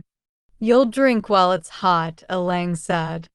"It'll make the songi last longer. Unless you prefer to drown." It was odd, watching the two spar. Alang acted like he was years older than Jen, but they were almost the same age. "Consider my debt repaid," Alang informed Saria. "As soon as the boy finishes drinking, he's going home. He hasn't enough songi to last long in the water, and no number of Nama's favors will persuade me to make more. But Grandfather's storm, my turtles will escort him to the surface," Alang spoke over Saria. "It'll be safe enough. No one's looking for him. Unlike you two," he left unsaid. I inserted myself between the cousins. "While you both bicker, I'd like to speak to Jen before he goes." For privacy, I steered Jen to an antechamber behind the bookshelf where a blue fire burned between two cushioned chairs. "I take it Alang is the dragon who lured you to Yailong." "Very perceptive, Shiori," replied Jen as we sat. He stretched his long legs near the fire, then let his limbs float. Ironic, isn't it? 20 years wasted, only to end right back where I started. 20 years? I thought you were only here a few weeks. Salzea put me to sleep for a whole dragon year, punishment for not giving up Alang's name. Jen grimaced. "Don't give me that pitying look." "I couldn't help it." "I'm sorry," I whispered. "Your family, your home." "My home ceased to exist long before I came to Yailong," Jen replied. "It was destroyed during the war. My father and brothers probably died soon after they sold me off." He dismissed my concern with a shrug. "It's fine. I hardly knew them anyway. Stop apologizing like it's your fault." "Where will you go?" Jen tilted his head to the side. "I take it Kiata doesn't have any resident sorcerers. If you're thinking about visiting, don't. You won't be welcome." Jen sipped his tea. "It's tragic how much your country despises magic. They ought to revisit that opinion." "Why do you say that?" "You asked how I knew about your magic when we were in Salzea's torture chamber." "Yes, so I did. One of my teachers used to talk about Kiata," Jen explained. "He was horrible, ill-tempered, possibly mad. When he drank too much, he would ramble on about going to your country and killing the blood sake to unleash the demons trapped inside the holy mountains. Jen side-eyed me. Since that was 20 years ago, I'm guessing you weren't born yet? A drink of the now lukewarm tea in my hands did nothing to repel the shivers crawling up my spine. Why? I pressed. Why did he want to free the demons? He said they'd revere him as their king. And a true king he planned to be by becoming a demon himself. I flinched, a wave of dread rising in my stomach, but Jen didn't notice. Demons can live forever, you see, he went on, whereas enchanters lose their immortality after 1,000 years. The only problem was that he would be bound to an amulet as a demon. The way to free himself, he learned, was to acquire a dragon pearl. My chest went hollow. Saria told me once that demons and enchanters covet dragon pearls more than anything. Yes, because only a dragon pearl is powerful enough to break our oaths. That I hadn't known. I stared into the blue flames flickering over the watery hearth, thinking of the wolf I'd seen steal out of the holy mountains. The king of demons he'd called himself. Bander, I said, in my lowest voice, your teacher was the wolf, wasn't he? Jen stilled, his cheeks going so taut he almost looked like stone again. If you know him, he said slowly, then he must have made it to Kyoto. He was bound to one of my father's warlords, I replied, thinking of the former Lord Yuji. He murdered him and became a demon. Bander. By the sages, he actually broke his oath, Jen whispered. Disbelief colored his words, and he nearly dropped his tea. You can't let him know of the Wraith's Pearl, he said, grabbing the arm of my chair. It is different. It's corrupted by demon magic. Should Bander obtain it, he'll use its power to end his oath. In doing so, he'd break the pearl, and that would destroy the pearl, I said. Suddenly it hurt to breathe. Bander already knew of the pearl. I should travel to Kyoto instead of... That's not necessary, I interrupted. I needed to snuff out the spark in Jen's eyes, needed to dissuade him from walking to his doom. Bander's trapped in the mountains. There's nothing to worry about. Jen started to reply, but Elaine swept in from behind, cutting me off. What did I say about finishing the tea? The boys prattled enough. It's time for him to leave. Tipping his head back, Jen downed the remainder of his tea and hopped to his feet. Don't worry, he said, donning a carefree smile. I heard what you said, Princess. If Bander's locked up in the mountains, like you say, all the better for everyone. Me especially. I have 20 years of studies to catch up on, and as I've said, Kyoto's the last place in Lorien I'd want to visit.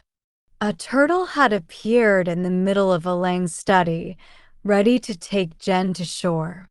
Jen stepped onto its back and picked up the reins. His smile turned roguish. Always wanted to ride a giant turtle. I ventured toward the boy. May our strands cross again. Go well, Jen. May our strands cross again, he yelled as the turtle bent its legs to spring upward. Preferably in a place with more air, he tipped his head at Kiki and birds. With a mighty whoosh, the turtle leapt out into the sea, taking Jen with it. In a blink, they were gone. The study went silent once more, and without wasting a beat, Elaine turned to Saria and me. Now, what's to be done with the two of you?